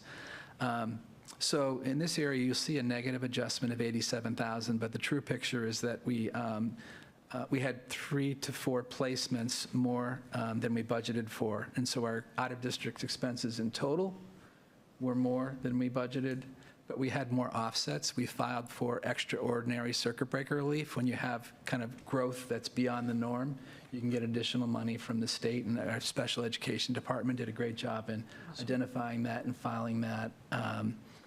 And so that substantially offset basically what we had for expenses that we didn't budget. I think those are the big things. And so then the last piece is the Minuteman Neshoba Health Group offset. I pulled that out to a separate line. Technically, it would be in fixed costs or fixed charges. But this was our regional district exiting Minuteman Neshoba Health Group Collaborative, and as part of that, we had to pay for 6 months of run-out claims, which is, I guess, normal. The school committee, we brought this to the school committee and notified the towns that we were recommending the use of E&D, so we did not impact town assessments. So we utilized E&D to fund this. The way that shows up as an additional increase to the budget, so that $395,000 is an increase to the budget, but it's being funded by E&D. So what I would be requesting in the action item is approval of the budget transfers as presented tonight. I should also point out that there's a cut and paste error. First column, the MNHG exit costs, the original budget in the first column should have been 0. And so the rest of the columns are correct. Our original budget was $37,811,098. So that was kind of a quick run through. I don't know if there's any questions. You know, just a reminder, we froze the budget to help this outcome. Those unexpected special education costs, we didn't know we were going to be able to get extraordinary relief. And even with that, we're, you know, really tight here. So just a reminder that that's the way we ended up operating the later part of the year. Is it typically this tight towards the end of the year? This wasn't last I year. just want to like name it. This is $989 at the end of the year. That's insane. It is not normally And, like, as very tight as it remarkable. was, and we saw that. I mean, Bob does such a good job of tracking that we were able to see it as the year evolved, so that mid-year we could see, and by March and April, it was clear we should slow everything down and make sure we could cover the mandated costs that we have and slow down on the discretionary things. Which, you know, you can do that a year. You keep doing that year after year, your discretionary becomes, you know, deferred costs that you then have to make up. So I think, you know, the hope is that this year, and I think the part I'll foreshadow with FY25, those unexpected tuitions are in this year's budget now, unbudgeted for. So we're already, especially at the high school, looking at where we are. And I mean, we're saying this too in August. I think at the moment, we feel like we've got options, but that's a long road ahead of unknowns that could continue to change. So those sped tuitions rolled forward into deficits and out of district for the high school in FY25. Before the school year, you're already over budget. Before we started, we were Already in the over budget. red in tuitions. So we're already watching it really carefully as the staffing stabilizes, which is happening right now because we're done hiring. We can see if the, you know, through attrition, we've been able to gather any more savings. That's always the goal. And then just really know where we're at for the run of the school year. So a lot more to come, but we're already watching the high school really carefully. That was going to be my only question is the first line of your notes on 2000. So the, for example, the position that you did not backfill during the school year, I'm assuming you are going to try to back. Yes, Did you? You did? yes, Okay. Yes. Okay. Got it. So that, you know, things like that, we could do for a year. We could sort of skirt that and get by. We couldn't do it for the long term. And the other ones, were you able to fill them? The DEIB intern, the reading specialist, all that? We filled all of it. The DIB intern, I think we're going to talk with Andrew, like the model he's envisioned is just not fitting a candidate pool, part-time and some other things. So I think we're going to revisit that with him in terms of what that could be. In the meantime, he's empowered teachers in so many ways that I think it's become less of a concern that it's not filled. I mean, the truth is he'd probably love some administrative assistant support, and is there room there to talk about even just half-time admin or something like that? So more to come. I think we're going to tackle that in the FY26 build.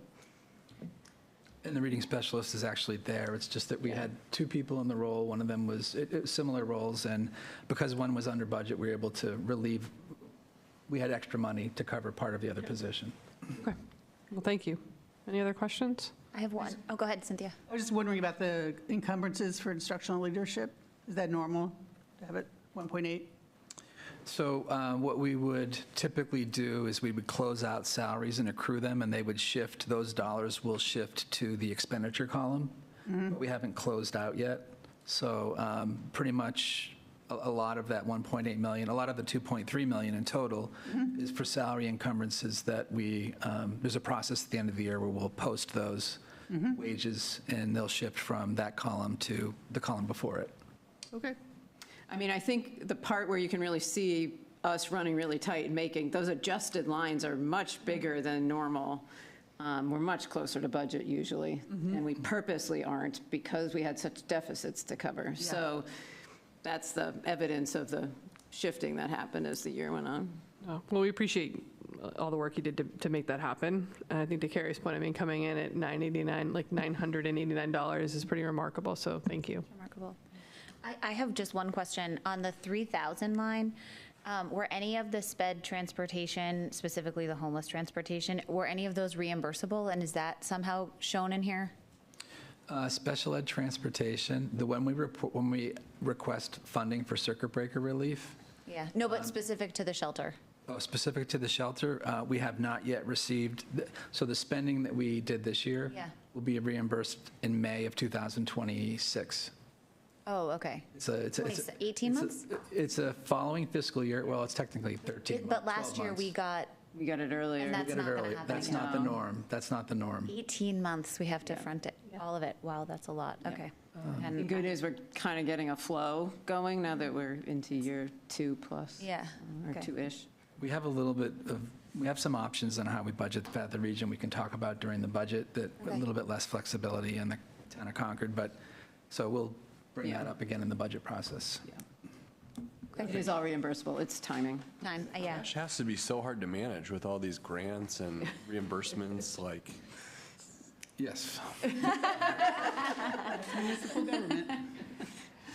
Thank you, Bob. Yeah, there's no one single entity that then you just draw off of for the whole year, and the timings, the timing's different on a lot of them. I mean, seeing it in a spreadsheet is much different than cash, right? Yes. Yep. Great. Well, thank you again. So we'll see the final version of this next meeting? One of the next 2 meetings, most likely. Not the next one is. The final version, yeah, but we'll vote on this tonight. Yeah, you need to vote the transfers, and then you accept the end of year in 2 meetings, probably. School committee. Okay, so this is going to be quick. I didn't send the self-evaluation report. We didn't. So therefore, I realized this, but it was within the 48 hours before our meeting, and I didn't want to add it without proper notice. So anyhow, we will discuss it at a later date. The high level is, I think that there's the high level on the evaluation is that everybody at this table was invited to participate, as was previous members from last year. It's anonymous, so I'm not sure who did or did not, but the results came from MASC. They did it for us, they evaluated the results, and then sent us a report, which I will be sending to you later tonight or tomorrow morning. So total, how many people participated? I want to say it was 6 or 7.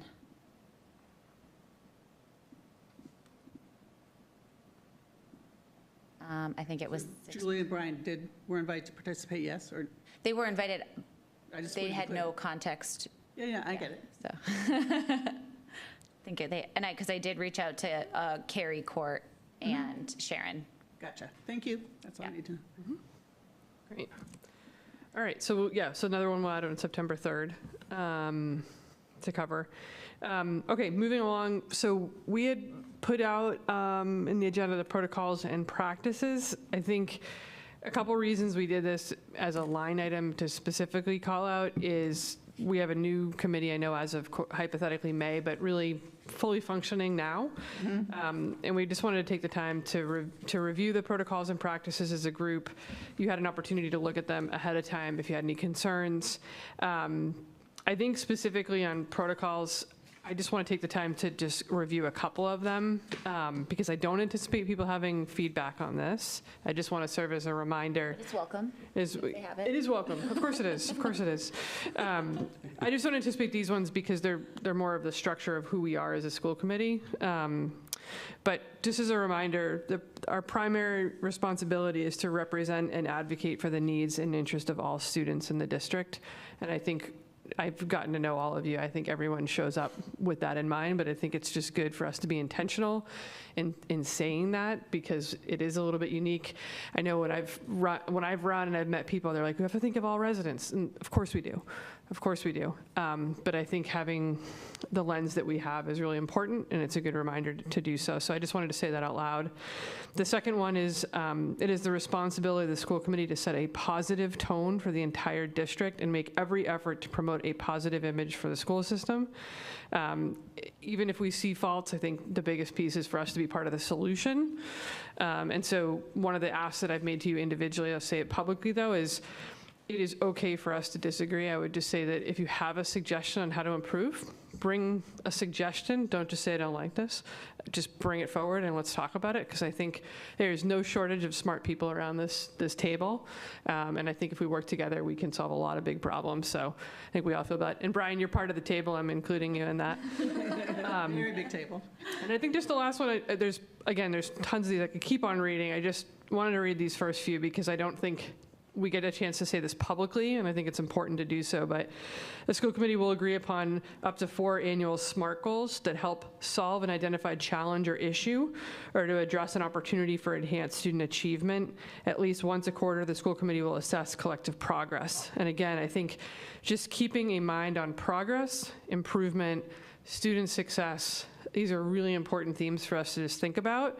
And I wanted to say these out loud because I think we're going to go into goals in the next topic, both the superintendent's goals and us as a committee. And I think it's just really important for us to ground ourselves as to why we are here, because I'm not doing this out of self-pity. We give up a lot of time, and I say give it up for good reason. So if we're going to be here, let's be productive, let's be positive, and let's be a big asset to the community, both Carlisle and Concord. So with that being said, that's protocols. We have practices as well. Does anyone have any feedback from the pre-reads that we want to, any adjustments, or can we all just make I don't know if we want to formalize it, but just a recommit to adhering to these as a group? The only, Can't hear you. oh, sorry. The only thing was, and this comes from our days of policy meetings, is that we had discussed aligning the administration's sharing of materials prior to meetings with the requirement of posting. So if we have to post meetings within 48 hours of the meeting, the administration is expected to provide information within 48 hours. And here it says 3 business days, so I think we should just change that. That's my just to update the policy. Yeah, that's great. housekeeping. That's great. So the only thing I'll say is, do you think the self-evaluation will make us reconsider any of this material, or that's the only thing I was going to put that out there? Yeah, and we can table this vote until next week if we want to do that. Oh yeah, we have a vote on protocol. We can certainly wait. I don't know. I'm just saying. I don't. That's fine. If you're asking my opinion, and I will happily lend my hand. I did not respond to the survey because I didn't think it was appropriate for me to, being so new. Mm-hmm. I just didn't have the balance, so I didn't respond to it. So I know my voice isn't in that. I think it's still really important to look at any data point that comes through to learn at that, but I don't think it's going to change protocols and practices. I think it could change ways of working to some degree. But I think even just like the work we've done with the policy subcommittee, like reenacting, like bringing that back is a step in the I don't want to say the right direction, just a step into a new way of working as a group. Mm-hmm. But I'm happy to entertain if you want to wait until September to. No, I was just throwing out there. It's a great topic. The other thing is, the more I think about our goals and the superintendent's goals, we can have goals like review policy or things that are specific to things that we can do only on our own. But outside of that, I think personally, as I begin to think about it more, it should be 100% aligned between the school committee. If it's an operational, if the superintendent has a goal, I don't think we can have a different or separate or goal that's, you know what I'm saying? I do. And I think you've said something interesting. I think the reason I read the protocols is from being a people manager in more of the corporate space, I'd have somebody show up with their goals and they'd say, I'm going to do X, Y, and Z. I'm like, that's your job. That's not a goal. Right. So I think what we need to do is challenge each other to make sure that whatever we put together is smart. So I think your point, it's like, yeah, we're not just going to, of course we're going to do policy. We need to do that. That's our job. But like, what is it that aligns?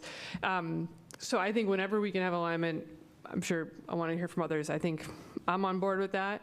I think the biggest piece that we have to be, that we have to check ourselves, the 7 of us, is this the role of the school committee or is this the role of the school?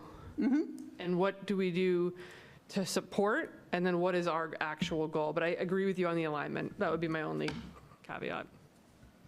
Any other? Yeah, I mean, I'd like to add something, because we started this meeting off by having folks check in, and I spoke up on that, but again, you know, my colleague here, coming from Boston, it doesn't feel inclusive. Okay. When we sit here and we're having discussion, and it's like we're talked around. Listening to, say, Concord, Carlisle, no Boston. Then you're having people do a roll call, then it's like, we're sitting here. We're not just 7, there's 9 of us here. Yeah. So having that terminology changed will make it feel inclusive, but it got to be a mental thing. It can't just be when you feel like. Thank you. And that's what it's been feeling like for the last several meetings. I know there's new bodies at this table, but there was something that I did appreciate about Court, was that he was inclusive, that he made sure that not only myself and Aisha, but others felt like they were at this table. And the last few meetings, it's not the same kind of temperament. And I would like to see that change, because again, we talk about this, but then we don't put it into practice. Yep. Yes, I think we absolutely have to change that. The way this meeting started was sad, especially for me to come back. This is my first meeting since the incident, so I would love to see that change. You know, I don't know you, but I'm, you know, I've had a relationship with Concord I was a former MECO student, I'm a MECO parent. My son's been here since kindergarten. I love Concord. I have, you know, I appreciate a lot of things that Concord has offered myself and my child. So I would just like to see like us moving positive in the right direction. Yep. Thank you. I appreciate, it takes a lot to stand up. I appreciate you saying that, and we'll do better. And I think in addition to that, I think just publicly, yeah, we need to do that. So let's work on that. We'll see a change on September 3rd for sure. Agreed. Thank you. Anyone else? Okay. So you're not going to vote that tonight, just to help keep the agenda? Yeah, I mean, I guess that's the question, right? So to Cynthia's point, do we want to vote on the protocols and practices, or do we want to hold it till the 3rd? My feeling is I think we wait. That would be my, I think in essence, we see that, I think we all agree it's good, but I want to make sure we have a chance to review it. So we'll just vote on the budget tonight, if that is okay. And maybe to Dominguez's point, like maybe we put something in there about when we're taking, you know, if we have to do attendance, because sometimes we don't do attendance. If we don't have somebody online, then we don't even say who's present. So maybe we have to add something in there about, you know, how we order that. That's a good idea. Maybe that goes into our practices, because then it's in writing and it's visible. Absolutely. Just a thought. I think that's great. I must have been feeling something too, because you'll see I actually named my relationship with the MECO reps in my goals that I'm about to go through. It's actually specifically named here as a piece of one of them, so I think we're all committed to that. Yeah. You're very valuable here, and we wouldn't want you to feel otherwise. All right, so we're going to put a hold on that. We'll have that on the agenda for September 3rd.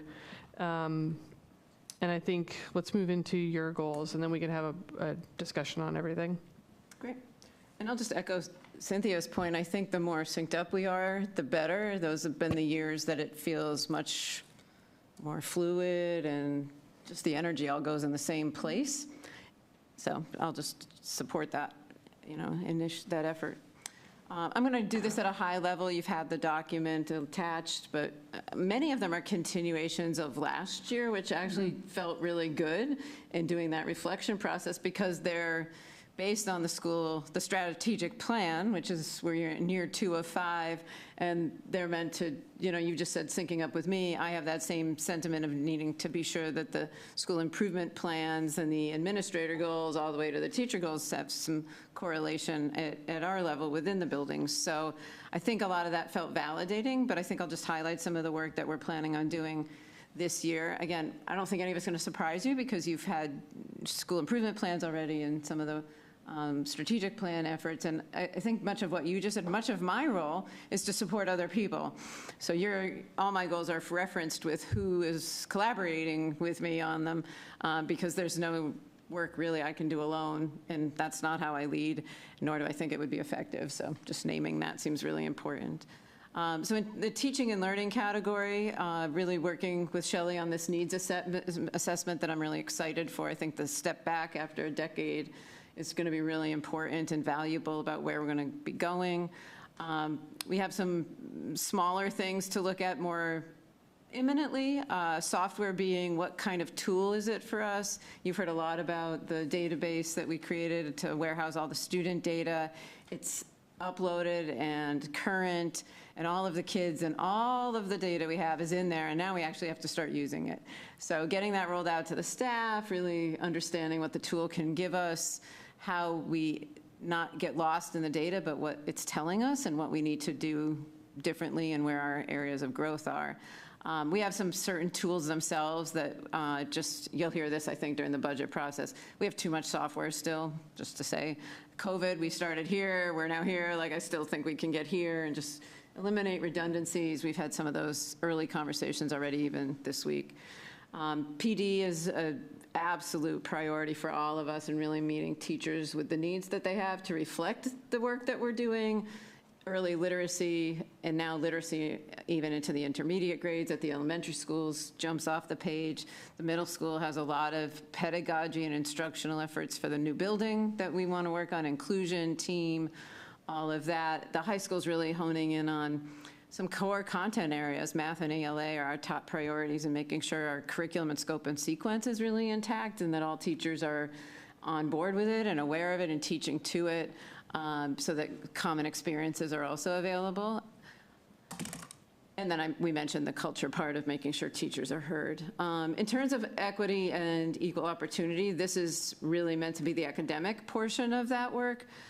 Calculus project, I was very involved directly with the calculus project in the spring, both at the middle and high schools. That's going to continue. This is where our outcomes really need to meet our intent, that the kids are reaching those higher level courses. And we've had a lot of conversation this summer over why that hasn't necessarily always been the case as we've moved kids ahead another year. So a lot more to come there. MTSS we've been talking about and what that supports can look like. I want to continue the work with deeper learning across the district, as well as UDL. This is like alphabet soup here, this one. Universal Design for Learning, a District Curriculum Accommodation Plan, our MTSS. Those are all regular education side of the world and making sure we're meeting student needs. The last, really in terms of academics, in regular ed is looking at well-being. And I say that it connects because I think we're all pretty committed that high achievement can't come at the expense of well-being or instead of well-being. And so we tend to now really carry those two hand in hand. So Panorama is our tool that we purchased last year and did a pilot with and don't love the survey questions that we asked. So we're going to tweak that. Today we started talking about using it as individual SEL assessments.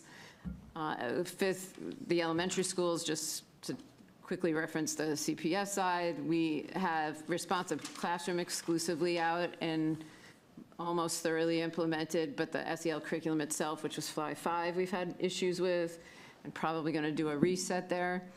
Messaging, I feel like one of the biggest jobs I have is the priorities I set and communicate, and making sure that we continue to share that message with kids, with families, with staff, of we believe in both high achievement for all and student well-being, and not one at the cost of the other.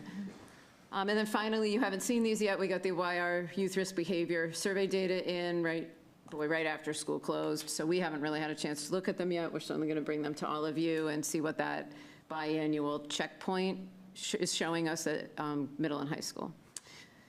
Special education is really the whole next bucket and the next set of goals. We have tentatively identified a different launch space for retail, so we're excited by that. That's great. I'm not going to say anything yet, but it's exciting, and it's a little more user ready.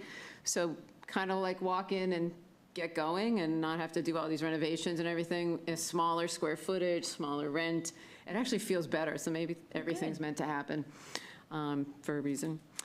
The in-district programming, I can't say enough about how that needs continual efforts and attention. Angel's obviously the lead there with the principals, but there's ramifications in every direction, whether it be acute student needs, whether it can be budgeting, whether it can be instruction, but really important programs that I need to stay attentive to. And they connect with the out-of-district settings, because what we can do in district has to be sufficient enough that we could then keep kids here. So, you know, those two things do go hand in hand. Not that kids aren't ever going to go out of district, but the two are partnered together. Inclusionary practices continue to be really important to us to talk about, meeting all sorts of diverse needs in the classroom, and then really honing in on specific instructional approaches that make special ed really special, for lack of a better word. That should be providing things that regular ed isn't, and I think we're still defining those two categories of work. Professional practice, I left the shelter here because it's such an ongoing, evolving entity for us. We will onboard about 40 kids this fall into K-12. Most of them are at Willard, most of them in K and 1. Really successful summer, hopefully getting them a little more ready than they were last year. But you're listening to the news like I am. The governor's timelines and limits are all going to have impact at some point. The families have been told they've got 9 months, so the anxiety level is high. MOC is working really closely with families, now really focused on job security and housing acquisition and things like that. So there's just so many moving pieces there. I felt like it was really worth me keeping as a goal in and of itself.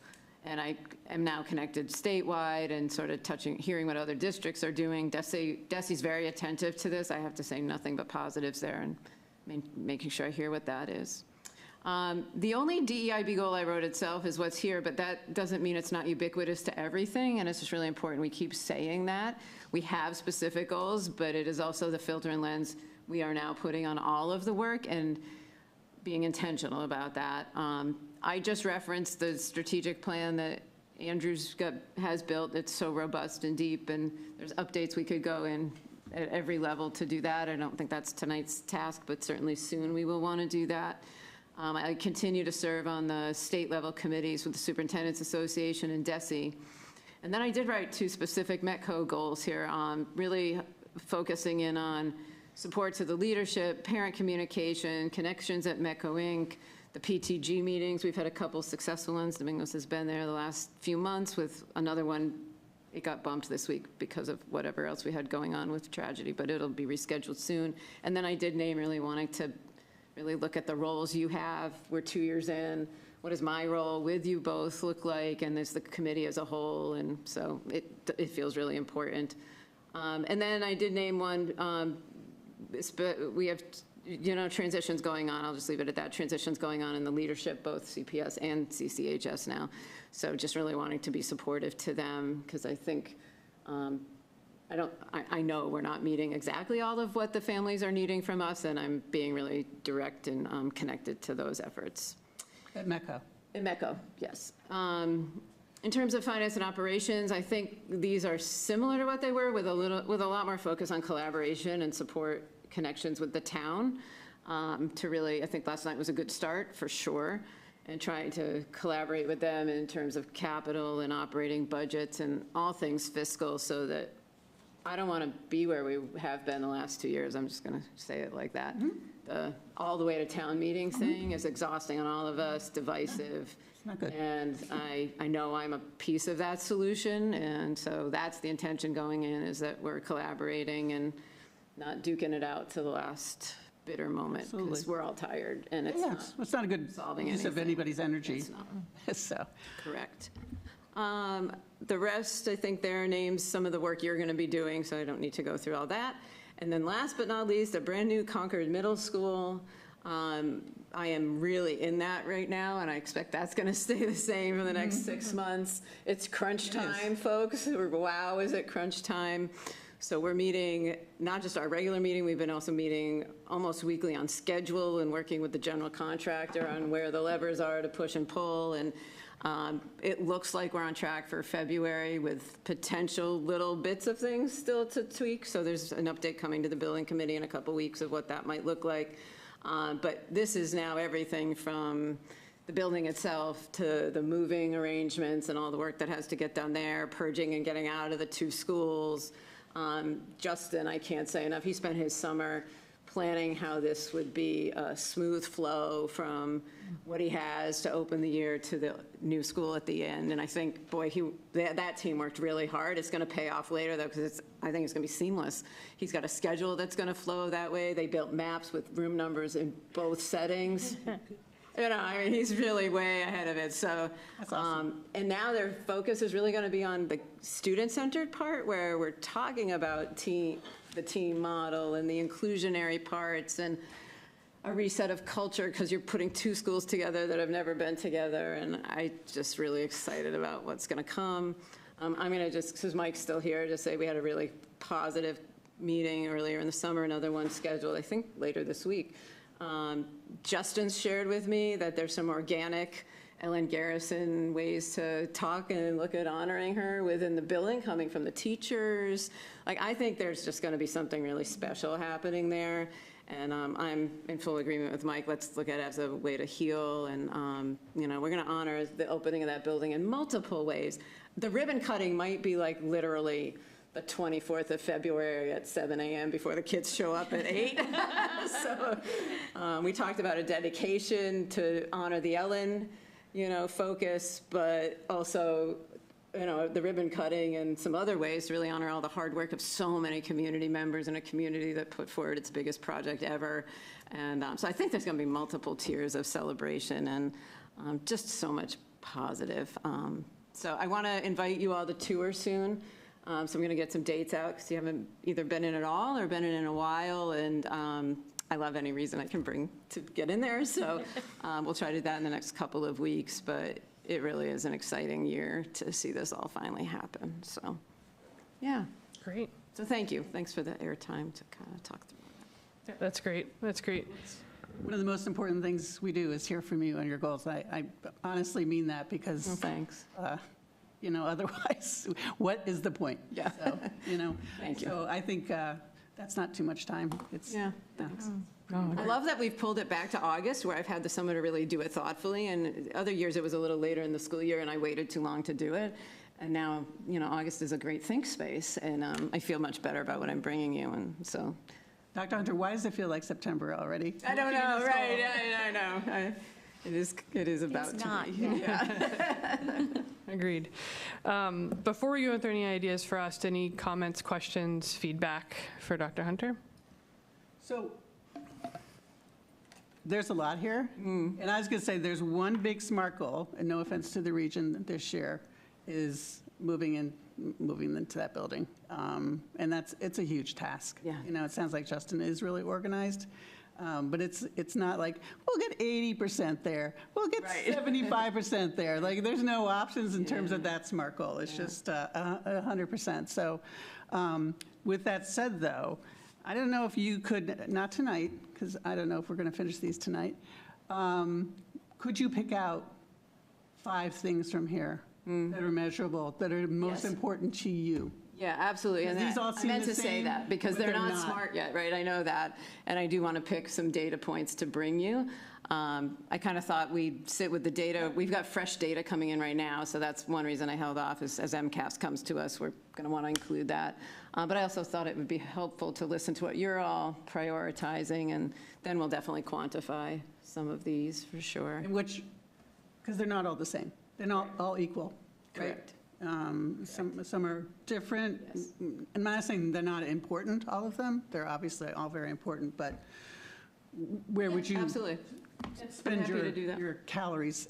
Yeah, I'm happy to do that. And like I said, I think, and these two were in the room the last 2 days, but the energy in the room on, we would just break up and talk about where are you, like, vertically, buildings getting to hear each other, and then a lot of horizontal talk. And, Shelley even came over and said, I can't believe how much I hear the same thing no matter where I go. That's because this whole district is doing all this work. It's not just me. But yeah, I'm happy to pull them out and sort of highlight a few of.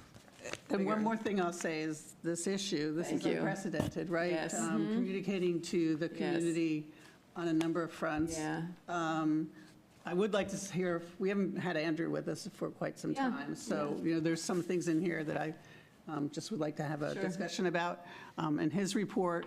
And I was going to ask you, because you prominently mentioned the Ellen at the middle school and what you're working on, and so, but you just already described that, so that's great. So I wanted to say that the community now has a lot better idea about some of the things going on than they would have in the past. Yeah, and I just think we want to shout out the Concord Bridge, that they've been working with us on that since late June, early July, so that much information, and obviously a lot of folks were involved, and I sent Celeste a thank you Friday. I hadn't seen it yet, right? I knew of the different stories, but it's not all online, and I didn't have the hard copy, but I'm like, I don't know quite what you wrote, but I'm getting a lot of positives, so thank you.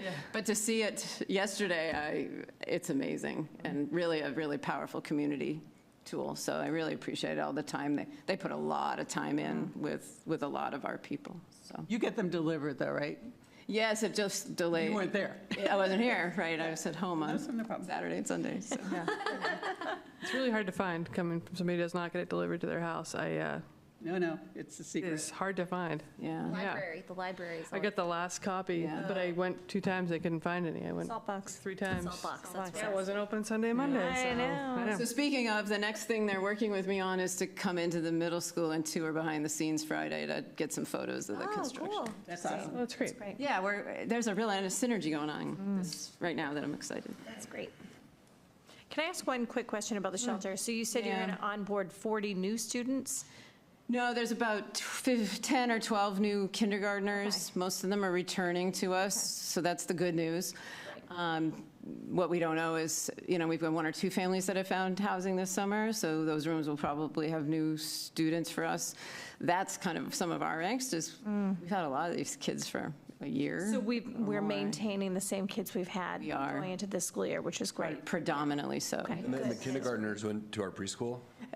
So the kindergartners they did a little bit of everything. So they either did the play space at the shelter, or they did our preschool, and they all went to Willard 5 days a week from June 17th until the middle of August. Oh, and that's that incredible. is just going to be game changing. Oh, yeah, absolutely.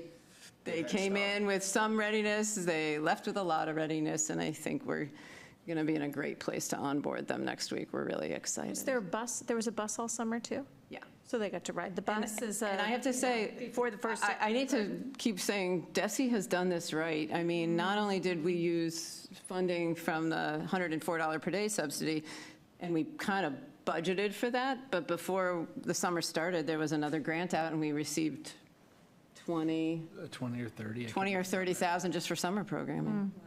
So the state has funded it well. I understand that's why there's so much stress right now on how to get relief of it, but they are really supporting districts well to do.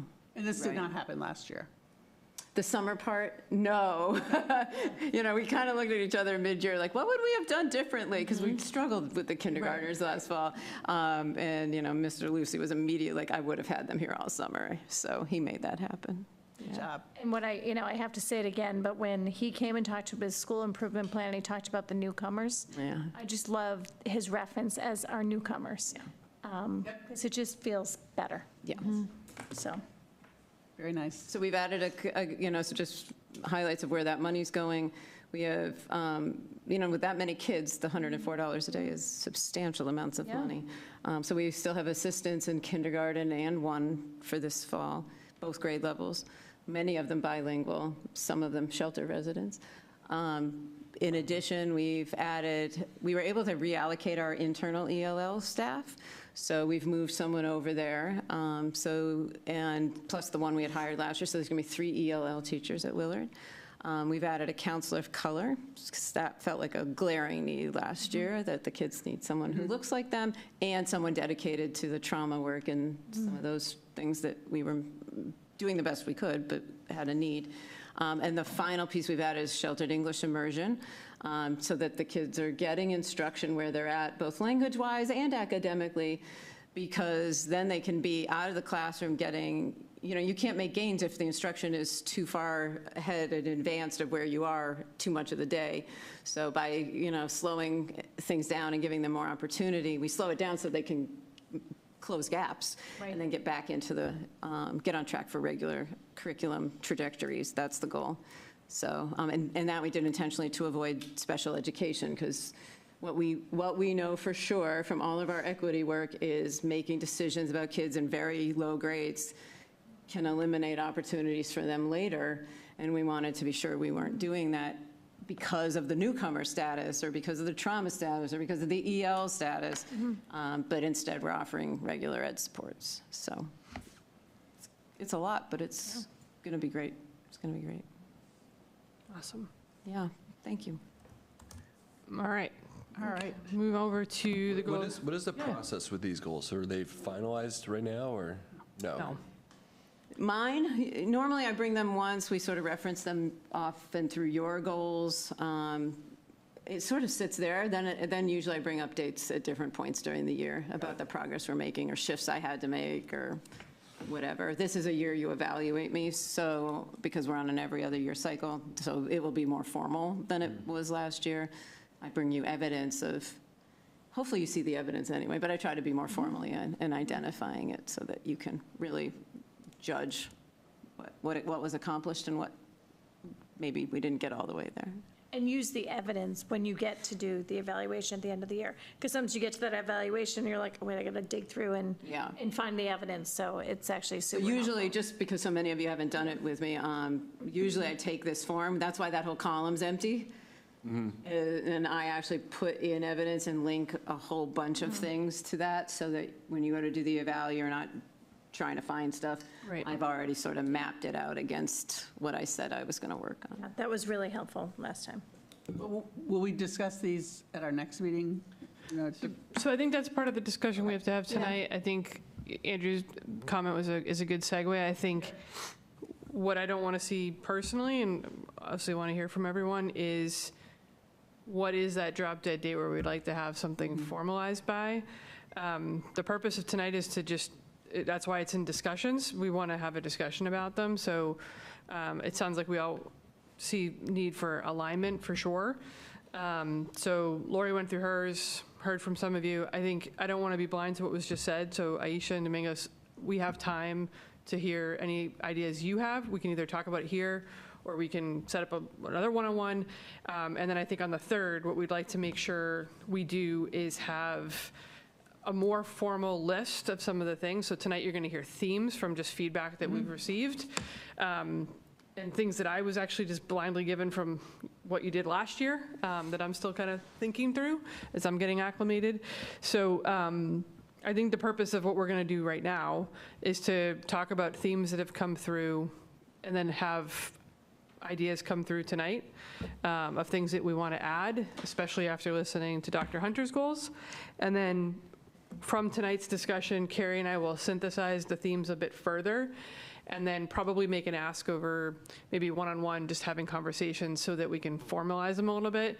And so maybe by next meeting, we could have a longer list, and then sometime, I don't want to put a date out myself, but over the next couple of meetings where we have something closer to like 4 or 5. I don't know if that sounds good to everyone. Okay. So some of the themes that have come up, or I should just kind of reference back, the goals from this past year was the joint school committees will evaluate student success to ensure the district commitments yield the student achievement, growth, and success articulated in the 5-year strategic plan. There was another one on evaluate areas of DEIB to ensure that our district commitments demonstrate progress towards our vision of an equitable, inclusive, anti-racist community in Concord and Concord Carlisle schools. The region will evaluate our high school campus. The Concord Carlisle Regional School Committee will utilize the report from the CCHS Campus Advisory Committee in order to make recommendations. The Concord School Committee will conduct a comprehensive facilities study on the 3 elementary schools and develop an updated capital plan, and the joint school committees will ensure that the district provides the necessary programs and services to support student mental health, which we recognize as a required precursor to academic achievement. So that was this past year's goals. So now what we want to do is, we just heard from Dr. Hunter, those are last year's. What do we want to do for this year, knowing that it's a new year, but probably not a giant departure from what we've done. But some of the themes that have come up thus far is campus completion came from 3 people. The need for campus completion at the region. Mm-hmm. We can go through the details in a second. Something tied to transition and coordination among CPAC organizations, but heard from a lot of folks that not just CPAC, just anyone that is coming from any community up to the high school, we want to have a transition plan. And again, I would just ask, is that something we want to do as the committee alone, or is it something that we want to have in joint goals around that transition? Were you going to ask something, Cynthia? Or? Just tell me what transition means to you.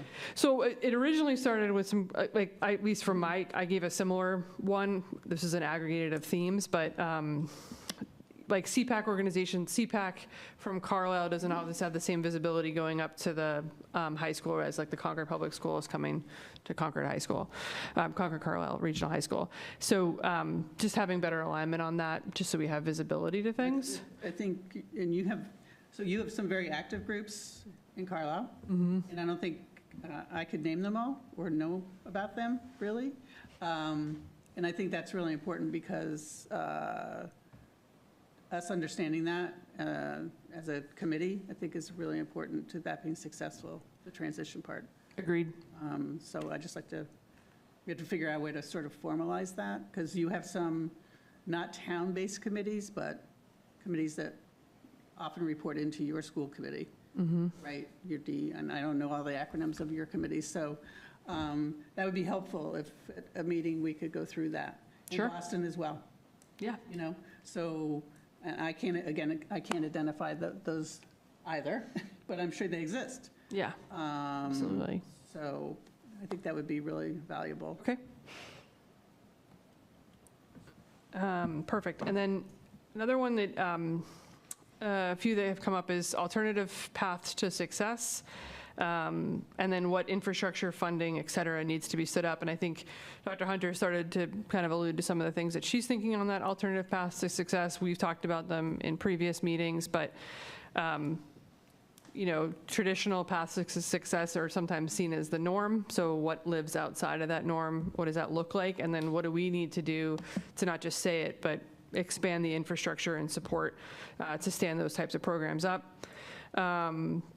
Telling the story of the school, a couple folks brought this up, and I think even just the conversation we're having around alignment with the superintendent. But how do we socialize this with the full community? We saw a little bit of that last night with the Select Board FinCom meeting that we had. Is just the school is a huge part of not only the budget, but the community. So how do we tell that story to the town? That was something that came up from a few folks, and explain the full picture. We would like to have a goal around DEIB for the school committee, alignment and collaboration with Concord and Carlisle Select Board and Finance Committee, so similar to what the Select Board has done, of just really making a conscious note for around collaboration. Another one that this one was mine, so I can maybe speak to it a little bit, but just community problem solving. I think just my perspective since coming to the region, obviously not only just coming to the region, but region as a chair. I've met so many people. It's been really hard to keep track of at times, and knowing what I'm supposed to be doing at all times is sometimes a little bit tricky. But I think what I've heard is people have really reasonable requests, but sometimes there's just not enough bandwidth to tackle them all. And so one of the ideas that I had is like, how do we bring like almost like an incubator to field these ideas, so that it's not all on the school committee and it's not all on the administration. Like, again, just like I said around the table in the communities, like there is no shortage of smart people and people that have vast experiences. And so how do we tap that in a formalized way? So just something to think about as we go through that. And then there was another one around a goal centered around innovation, whether it's with Lori or the broad administration, anything around data-driven decision-making, and then anything that we want to tie as a school committee to staff development and even that first tier around student learning. So those are the things that have come up. But now that we've been through the full meeting and we've talked about a myriad of topics, are there things that we want to see, and doesn't have to be a specific goal, but like themes that you want to see come onto this list that we can add? And I think just to add to that, are there, like, obviously, there are similar themes that several people have brought up, like the campus completion, for example. Are there specific things within that we ought to be narrowing? Like, how do we narrow these down into actionable goals?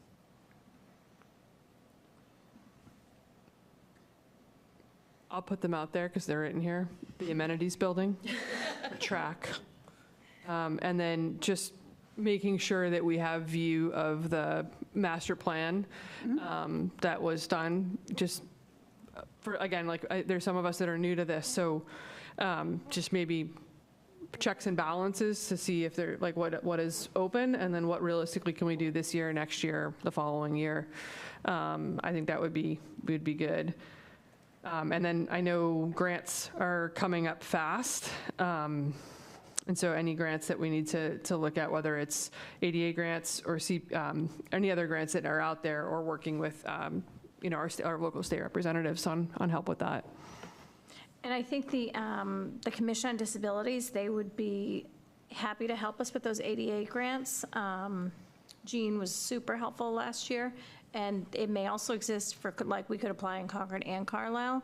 So I do think the more money we can kind of bring to the table might be helpful to get the project off the ground. Agreed. Yeah, absolutely. So something would be, so we kind of got off track about having coffees, school committee coffees, which. We did them. Well, we had them and no one came. I still think we should. Yeah, of course. I don't know what that is. Can you tell me what it is? You just, like most school committees in many towns will have a monthly coffee at a school. Sometimes in Lexington, I forget, they go meet at a retail coffee shop where you might capture more people, but that makes it trickier logistically. So it's basically, granted, not a lot of people came, but when was the last one we had? I can't remember. So the last one we had, because it was last spring, and it was the library. We tried them just for historical purposes. We tried them in the morning, we tried them at night, we tried them in Concord, Carlisle, and Boston. Sometimes there were maybe 5 of us there, and one person, can't remember that last members. coffee. Like 5 members and 1 person.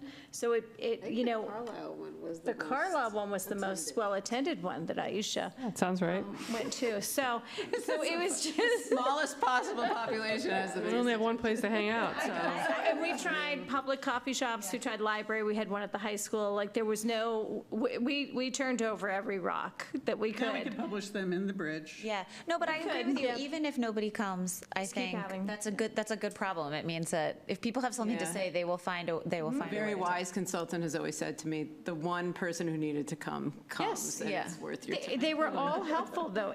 Anyone that came, they actually got a lot out of it. So it was actually, it didn't matter if it was 1 or 4 people or 10. I think that was probably the biggest one. But they pretty much had like maybe 2 people, 3 people. And I think the one in Carlisle was during the day. Yes. That was during the day. But I definitely want to go to Boston. We did. We did. on Wait, hold on, but Saturday. last year, did we do them in the fall and in the spring, or the fall, winter, and spring? We did them, I believe we Fall did and them the spring. fall and the spring. Yeah. Let the chairs discuss. Yeah. I think, What do people think? And I will say, we've had them, in Boston, we had one in a coffee shop and one in the library in Hyde Park. And, you know, this came up, even like places to go. Like, you guys were actually super helpful in finding a place that would really meet the needs of everybody. So they were both in different parts of the city. I think that's important too, to find a location that people are going to want to come to. Yep. Does that work with open meeting law? So you usually just have 2 members there okay. who can speak. Got And it. other members can attend, but sit there and. Drink coffee. Take notes. But I just think, you know, if we advertise it a little differently, Yep. you will get more participants. I know some parents, even if it's at the bus stop, Yeah. some parents will take that conversation, you know, as early as 7 in the morning, but it's just, again, advertising it and making it appealing, you know, so. I think the high school social media is really excellent. I get all my information from the high school site, and I think that's where people are, at least parents are going there, if you've got a high school student. You know, I think, like, they just quickly get it, and they're like, oh, yeah, there's that coffee thing. But we did get feedback on community members not knowing how to access a coffee, but we kept on putting it out there. maybe just a question, does it make sense to have anything like not knowing the history? I mean, I know what we've done in Carlisle. To be honest with you, most of the stuff we've done in Carlisle has been through subcommittees. So for example, like the CPAC, myself and Sharon Witt are on that. We go to everything. We see people all the time. We know every parent that's on that group. Just because, again, it's just a smaller town. It makes it a little bit easier. But also, there's typically a topic that's tied to it. Would that help, do you think, if there's a topic that is coming, like all of us, obviously, I can tell you, like, Brian and I hear a lot of the same themes over and over again, and I'm sure you all do in Concord, and I'm starting to hear more and more from all parts of the region. So are there themes that would it help to have like a theme so people can like feel heard about specific topics? Would that help, do you think? What are we talking, are we talking about goals, or are we talking about like a tactical thing to solve a goal? Well, we'll put it in our goal. One of our goals. Have X copies. No, but it might not be coffees, Andrea. Maybe it's just something about like community outreach. That's what I'm wondering, like, are we talking? Community education. That's a tactical thing to a smart goal. Yeah. Because that kind of gets. Community outreach, I think, is the. So Yeah, back and to what education. You were also saying about having some kind of a. Incubator. Yes. Because I don't want these things to come through for coffee, because like I keep saying, we actually had a really rich conversation about like Zoom policy. I have 2 kids, limited babysitters. If I got a babysitter for every single time I had to come live and in person, I would be broke. Exactly. So, you know, there has to be some flexibility, and I think if people are going to show up to a coffee, they want to know, what am I going to get out of this, right? And I think that kind of, that's why like we keep saying, like, the equity lens is multifaceted. Like that, somebody who's going to come out and show up, what am I going to get in return besides just, oh, that's interesting, cool. I almost like your idea. So Concord is, the town has so many, what would you call them, forums or. Yeah. So, you know, we've had some forums, not necessarily school committee sponsored, I think jointly sponsored. We had a school committee forum last year on mental health. Yeah. Yeah, so I think just expanding on that, so maybe to Andrew's point, like, maybe we have something that's specific to community outreach and education, and I think there has to be an ask for each of us, like, what would be responsible for? That's that SMART goal piece of it. Like, So they should be tied to our goals, right? yeah. So if, and maybe this is the way we link it back to Dr. Hunter, so if she has something specific to DEIB or specific to CPAC, then we should have some of our community outreach and education beyond those themes, you know, just something to think about, you know, so that we can get you insights from the community. Because the hope would be we go to these, we listen, and we report back, and it helps you with your goal. Yeah. Just And vice thinking about versa, it. we listen to the administration and we report out. Yeah, exactly. Yeah. Well said, yeah. I do think some of the challenges with coffees, and even when you have a theme, is a lot of things are not in the school committee purview that people want to talk about. And so it's really balancing that, and whether you have a parent that's like asking very specific, you know, questions about teachers in classrooms. I mean, that is not our role. And I think we have to be really clear and careful with that.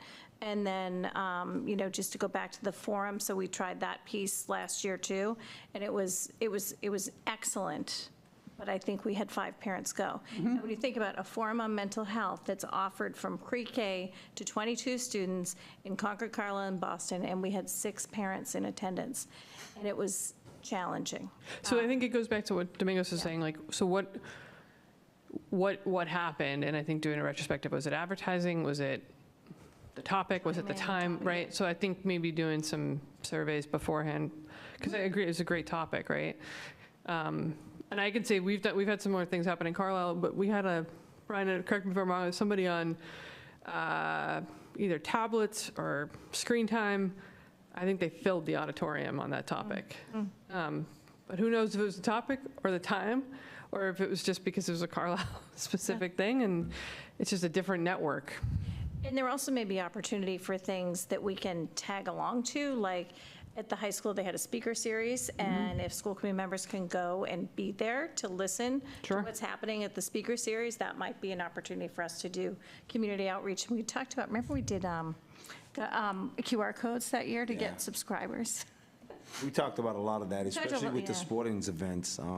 Me and Tracy, we was at a lot of the games and stuff, and parents were, asking certain questions like she just said, and it's kind of hard to answer them, but there was events where they were like, we don't see any administration besides the athletics. That's something that, we can take and use to our advantage, especially to network.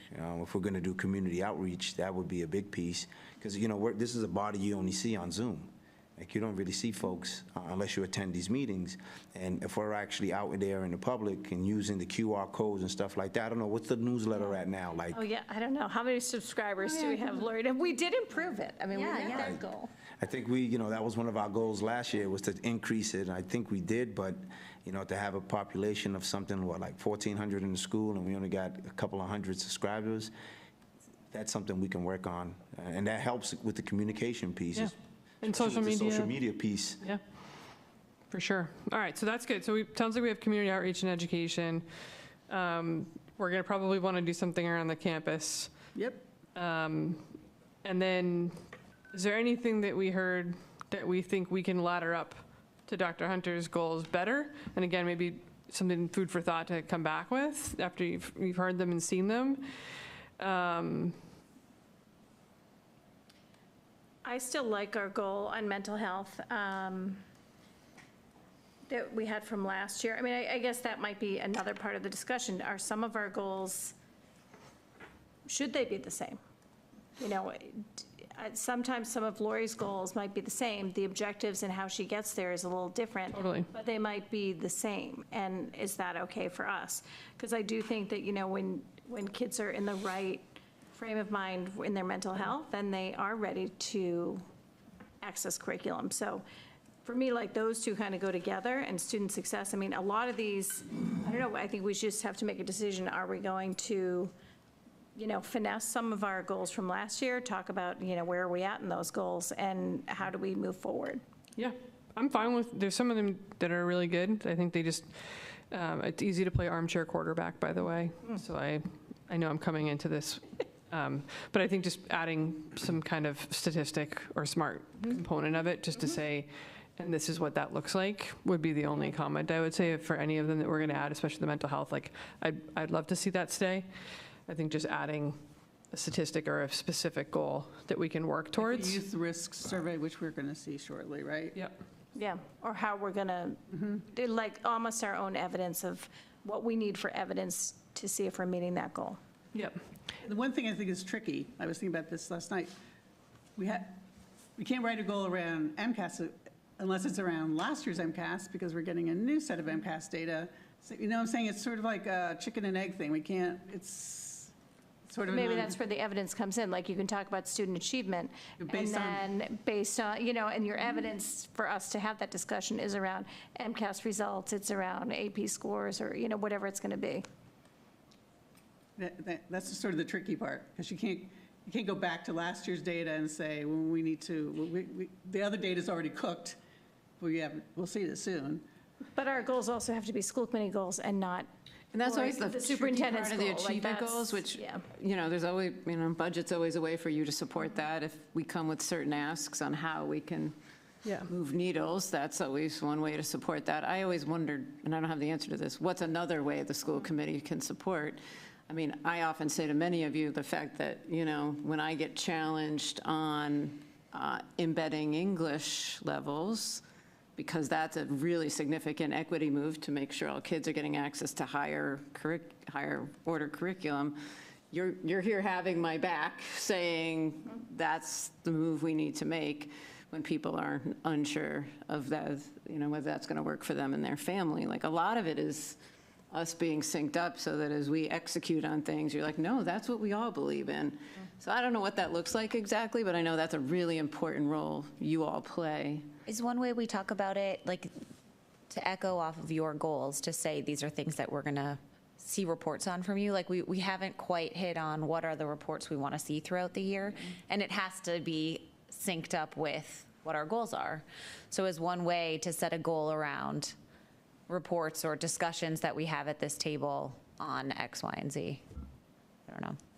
Yeah, and I know we had some feedback on some like high-level reports, but to your point, like the specifics are going to matter for this, for sure.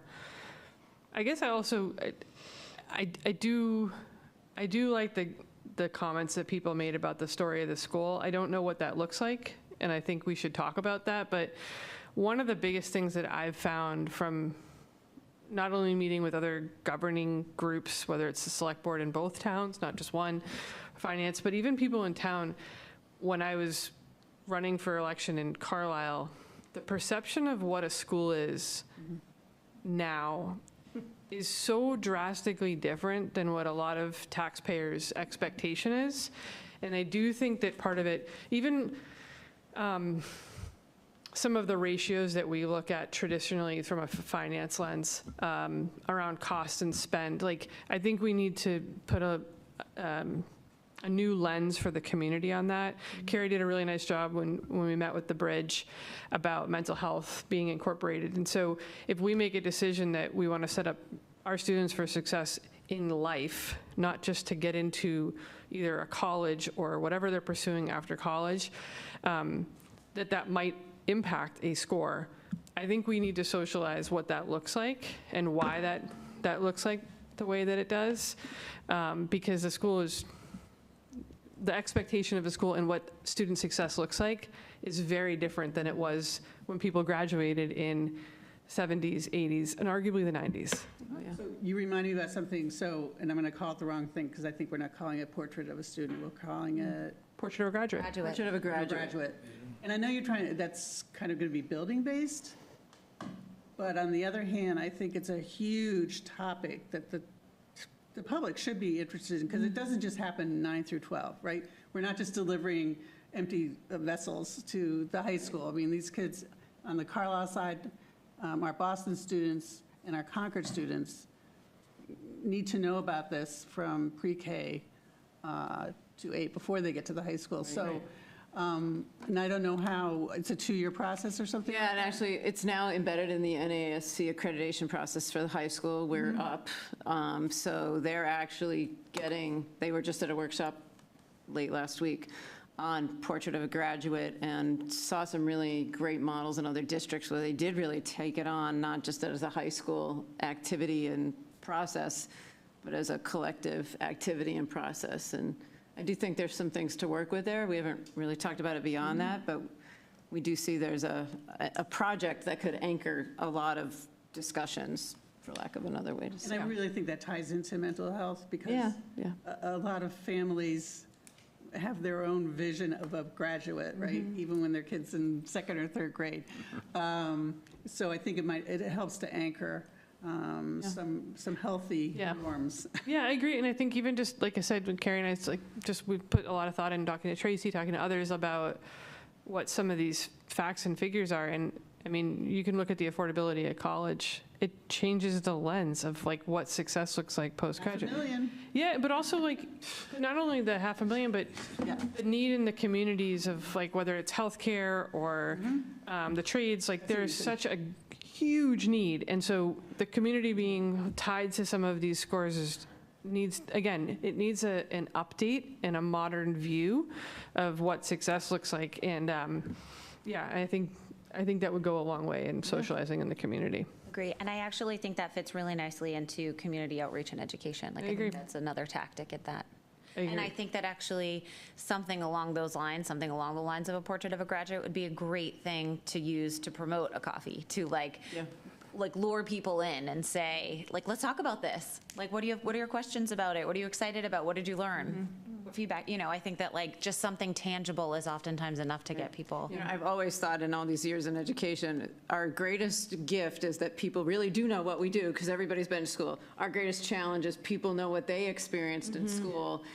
And unlike you go to the doctor, you don't think you have the doctor's medical knowledge because you're a patient, but something is different in education where you sort of think as a student, you know, and there's no way to know if you've been out of school how much things have changed, so. And everyone thinks they're younger than they are. I know, I'm guilty of it. So whatever, I think those are great ideas. Yeah, and I just want to be mindful. I know, Brian, you're online. I don't want to call you out, but just want to make sure your voice is heard. Do you have any comments, questions, or anything? No, all I would say is, there's a lot of great ideas on here. I personally think the community outreach, the PR is probably one of the important things to do. I just think as we are looking at all the other different ideas, I keep going back to, what we said at the start of this meeting, which is advocating for the students is our most important job. And so what I would, we have so many great ideas down. Which of those can help move the needle the most for our students in the year to come? And how do we prioritize that, knowing there's so many hours, between now and when we're evaluating these at the end. So That is the trick. just using that mindset as we think through it. Awesome. Less is more. Yeah. So, all right, so I want to be mindful of time. I think Carrie and I have some themes here, hearing from, I will probably reach out to you individually, or Carrie will reach out individually, one of us will, for some feedback, and then we'll aggregate and have another look on the 3rd. I'm not trying to pile everything on the 3rd, but I think this one's important. I think we should get there. But before we close out and move to the action items, any other comments from around the table? Brian just spoke that we didn't cover that you want to cover. All right, great. Well, thank you again for the conversation. This is really helpful.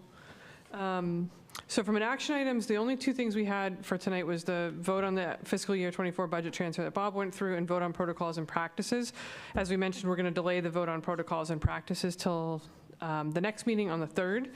But for the budget transfer, can I have a motion to approve the? Move to approve the FY24 budget transfers as written. Second.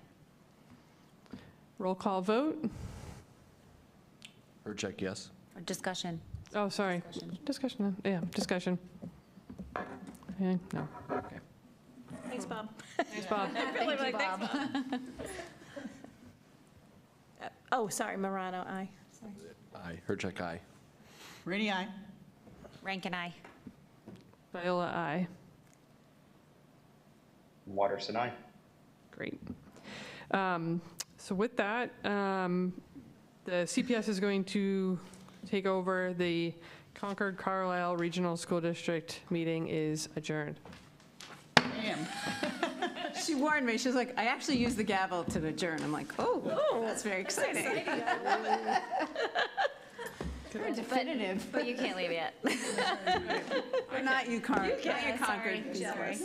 Yeah, take a look at the movie. Good meeting. Thank you. This is the. They don't necessarily include everything. Maybe it's all up there. Yes, it's, just Google the Concord Bridge, concordbridge1.org. I want to go to Des Moines next year, by the way. Yeah, everything is not on the online version, that's a bummer. Have a good evening, everyone. I know. Oh.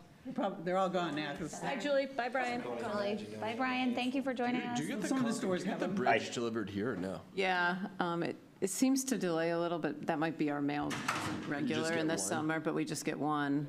Just get one? Yeah, just to me. I think there was a bunch at town halls Okay. last night. That needs to get fixed. Yeah, it'd be great to have more to distribute out in the schools. And They don't drop it off at the school? The schools may get one too. It's not, it's not plentiful. No. And not everything goes online. All which the is the- newspapers yeah, delivered to the unfortunately. school. Contact Celeste, because say we need two Pharmaca For current representatives. events, that's what the That's team. what I'm Oh, saying. sure. Yeah. Yeah. Okay. Great point. Or, I don't know if you need to do it. Any of us can do it. You ready, Carrie? Let's do it. Go. So, CPA application, Lori, do you want to tee this up? Yeah, Mr. Sparks has just joined us, so hopefully he can. He's been online the whole He has. Yeah. whole time. Thanks. He told me this morning he'd just hop on and do his things at home until we were ready, so. So there he is. What we've been working on, and we just wanted to be sure the school committee was aware, it's late, right? So Community Preservation Act and the Concord Community Preservation Committee has annual funds available for very specific topics on recreation and other needs. Because of the Thoreau campus plan that we shared with you last year, we have some identified needs. We've got some funding, but we don't have enough for the entirety of the project. So Justin really took point on all of this, which we're grateful for.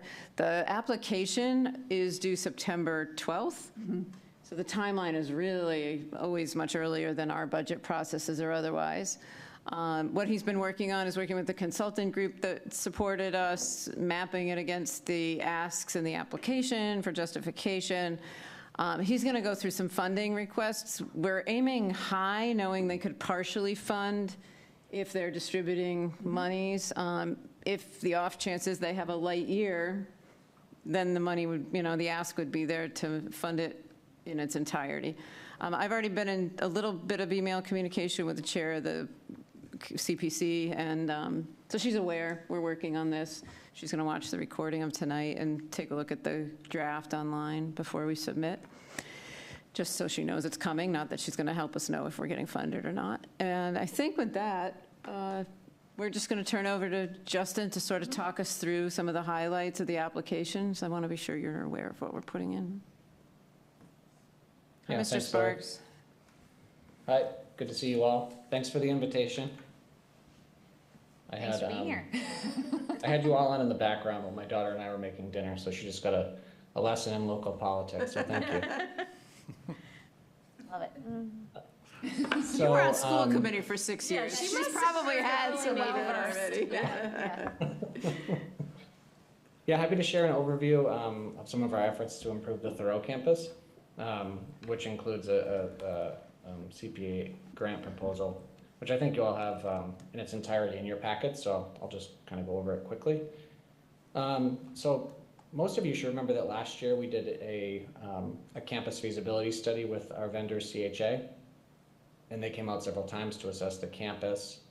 We did some surveys. They used the data to develop a master plan, and that was presented. Their initial draft was presented to the public on January 17th, which was recorded. Got some feedback from teachers, from parents, from our neighbors, made revisions, and then what you saw on March 26th was sort of like a final version, which I think was pretty well received. So that plan targeted several aspects of the campus for improvement. Play space, which included a new playground, green space enhancements, blacktop and basketball courts, so topping of those. A lot of those areas are kind of crumbling or cracked at this point. Student safety, landscaping and erosion mitigation. So if you've ever been on campus towards the back side, we have quite an erosion problem going on in a couple of different areas there.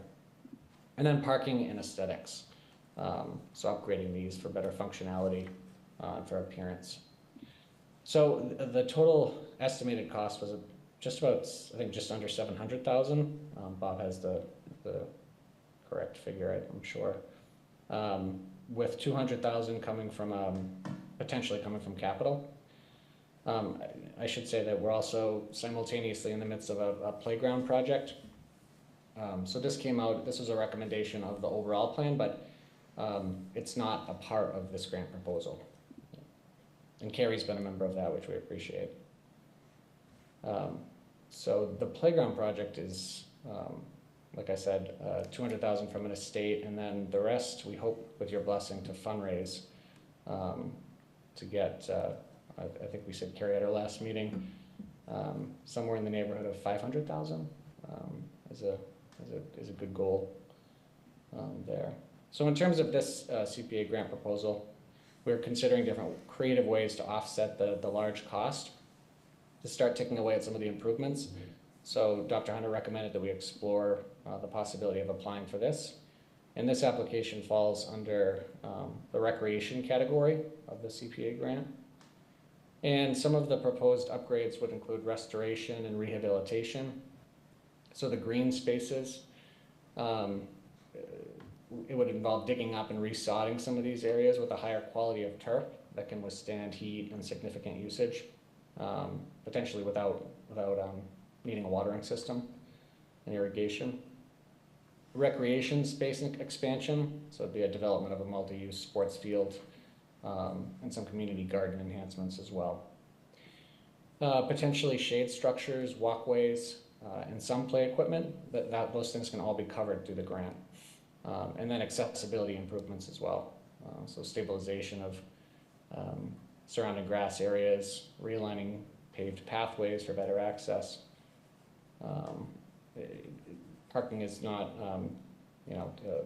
first and foremost, but obviously if we expand parking, it increases the access.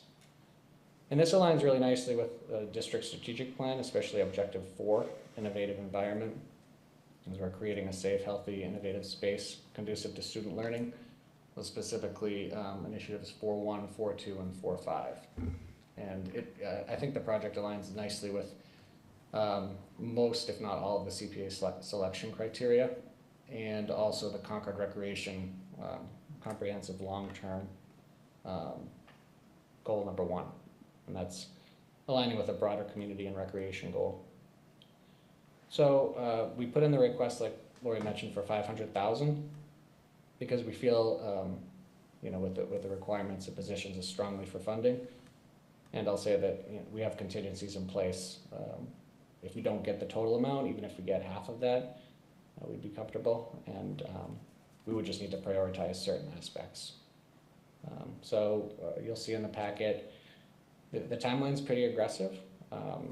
We're hoping to start on the playground. The fundraising campaign hopefully should kick off shortly, but we hope to start with a community build, which is exciting, spring into summer of 2025.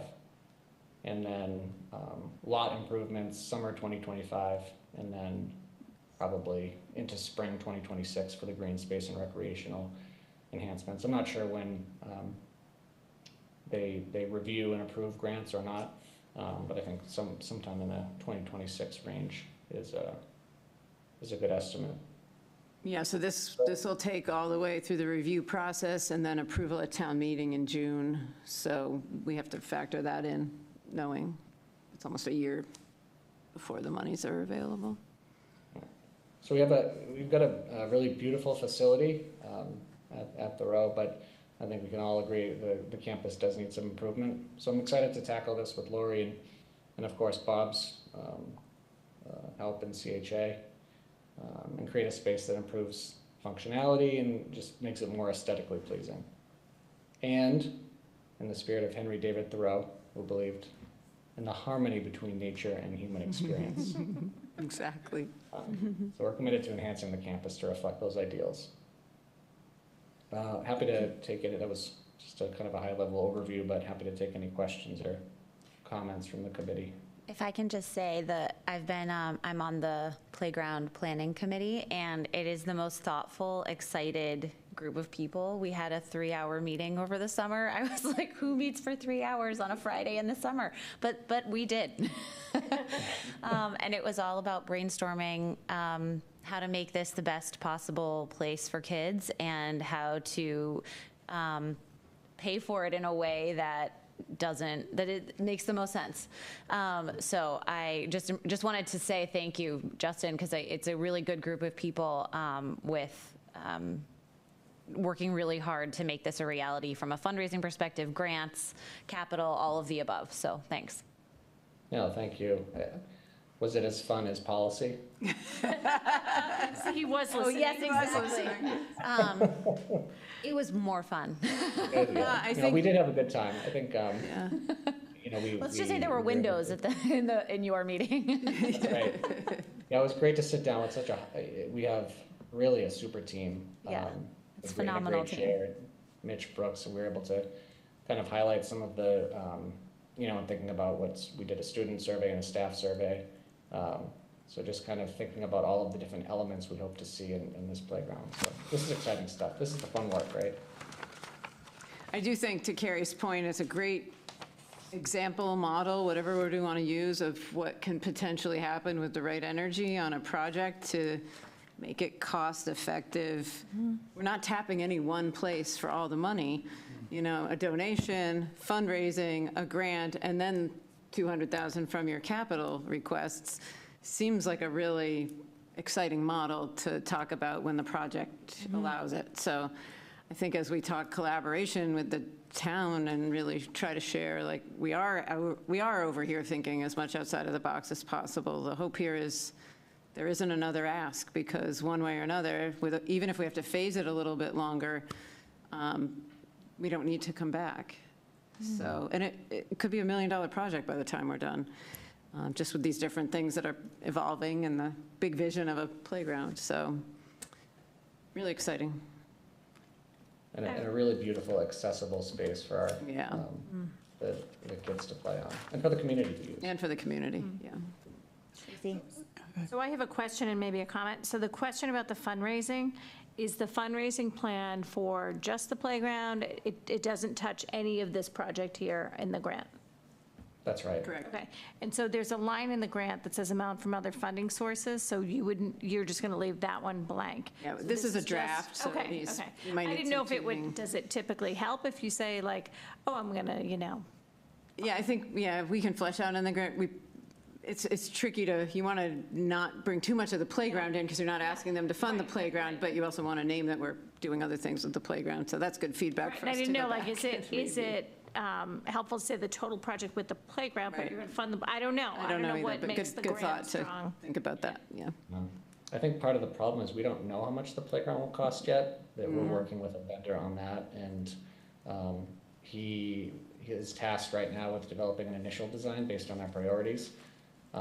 And I think, Carrie, correct me if I'm wrong, but he's coming out with 2 different scenarios, one at a higher funding level and one at a lower funding level. So we don't actually know what it's going to cost yet.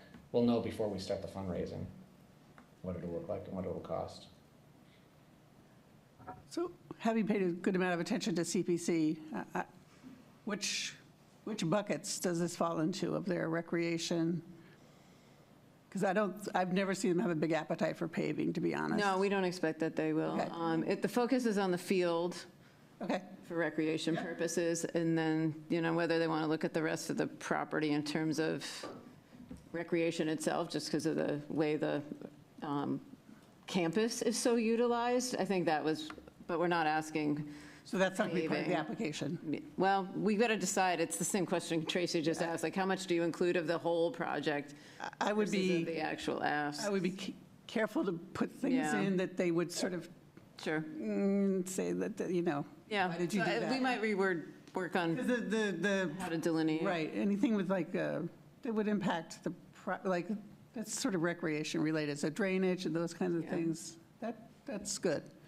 That's what we thought. The paving we knew was a non-starter, but to your point, and the playground, like, how do we delineate? But part of the paving is for a play area, which is Foursquare and Hopscotch. I mean, that. Yeah. No, that part is. That part is. It's the big paving. I know, the big paving. Yeah. The lot, yeah. No, Yeah, the anything lot that's we weren't recreation including related. in the ask for. Like if it's even a dotted line to recreation, but yeah.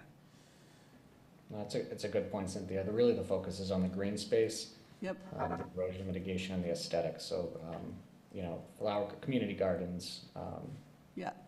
trees and et cetera. Yep.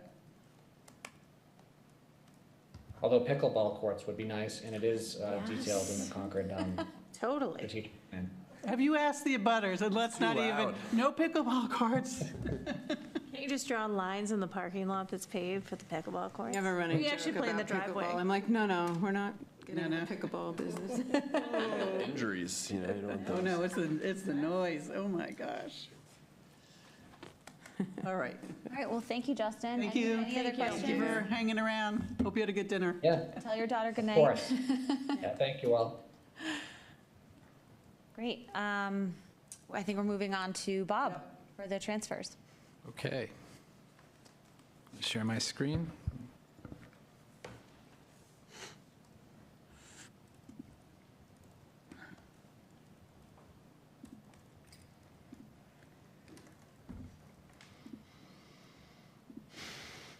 So again, these are preliminary figures, similar format as CCRSD. There is less variability here.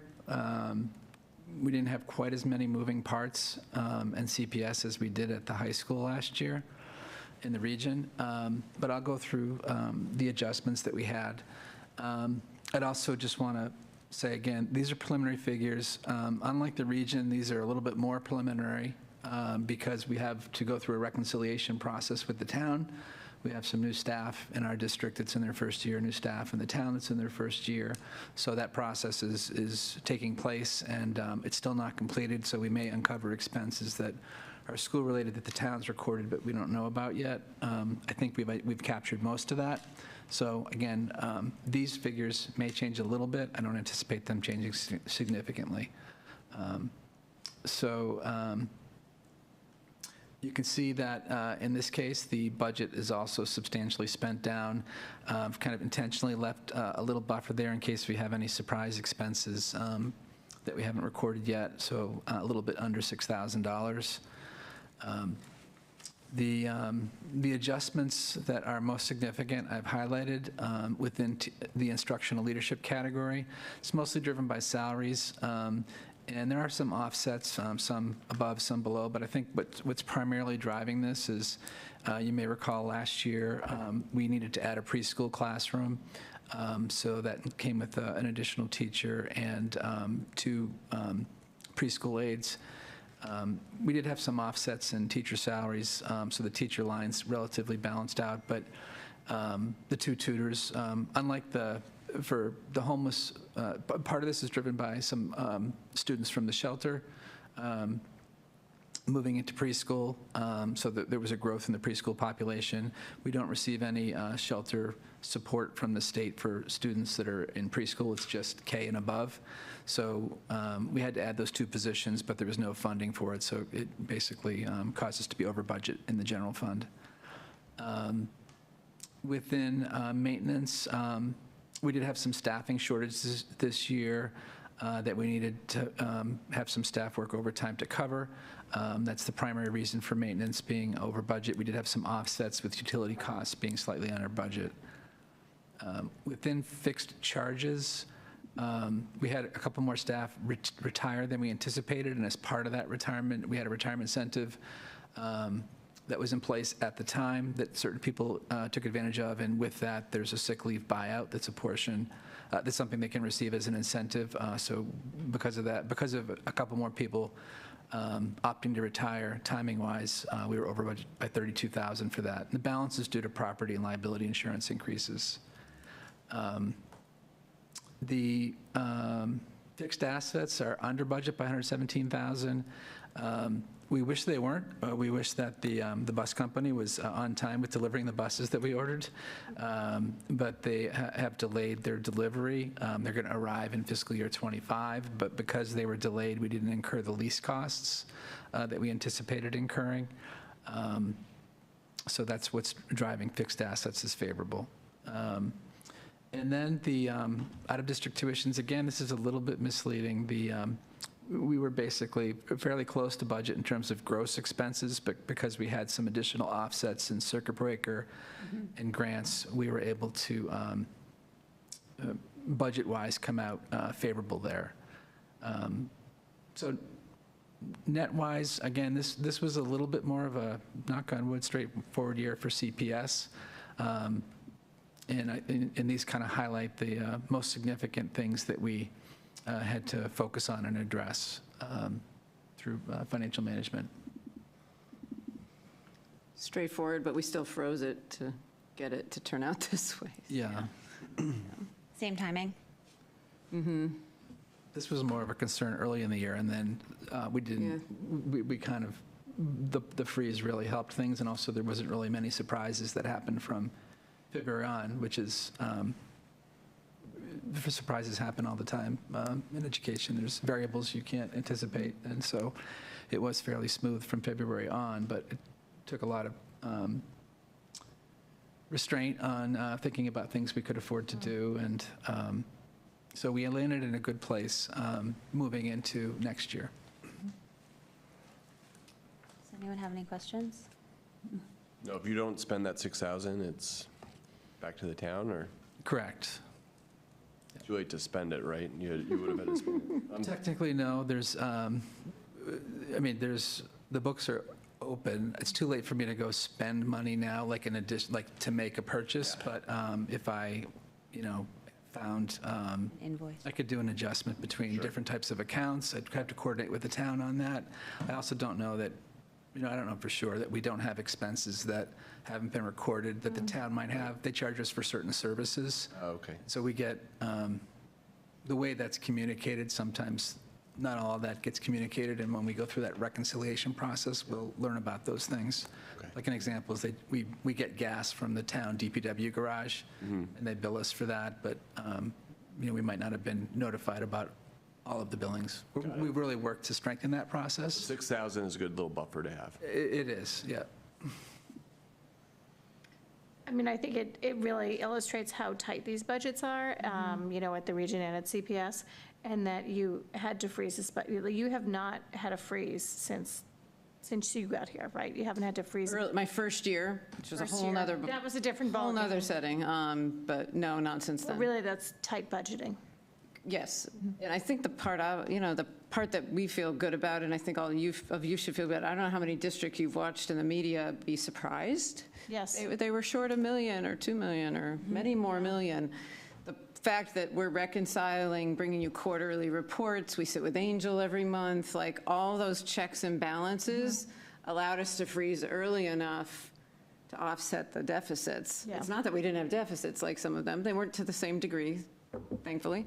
But we were able to mitigate some of that because we all of us attend to it so much. So I think in terms of best practices, just, all of you, and I think we should feel good that we're following them because we're not getting surprised like that at the end.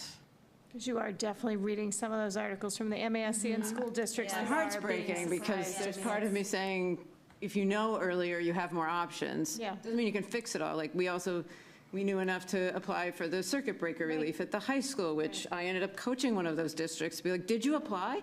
And they're like, what? And, so just us all knowing what the moving pieces are, what the options are, but you also have to know the state of the union all the time to be able to maximize all of those. So I don't know, I guess I'm saying, as tight as it was, and hopefully it's not that tight again, and we'll keep working to collaborate with the town, so we're hopefully not running like we did to have to freeze, but we all did what we needed to do to make it work and not end up in a bad place. So.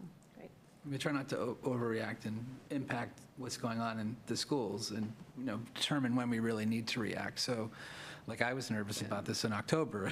Lori's like, we need to pause a bit. But this led to, we appreciate that. Yeah, no, and I tend to pause as well. But, I guess the example, we talked about the special educator at the high school where we didn't backfill. We reached a point where we knew about a couple out of district placements. And so, you reach a certain point where you need to make those decisions, but you don't have to make them right away necessarily. So anyway. And just a shout out, once we did freeze, the collective energy on that from the staff, from everyone, we would hear them say, well, we wish we could have this, or we kind of need that, but we know it's frozen. Like, you could hear it echoing in the way they were, their expectations shifted too, and I think that helped a lot, because then the principals aren't getting the same pressure to do what they normally do. They all understand there's a collective energy needed here, so really positive in that regard. Thank you, Bob. Yeah. Thank you. So I think that's it, unless anyone else has questions. You should We'll just vote. Yeah, yeah. So action items, we'll go vote. Does anyone want to make a motion? I move to approve the FY24 CPS budget transfers as reported. Seconded. Any discussion? All those in favor? Aye. Aye. Those opposed? Thank you. Thank you, that's it. And we will adjourn into executive session. Does anyone, we have to read it, right? And a roll call vote. And a roll call vote, okay.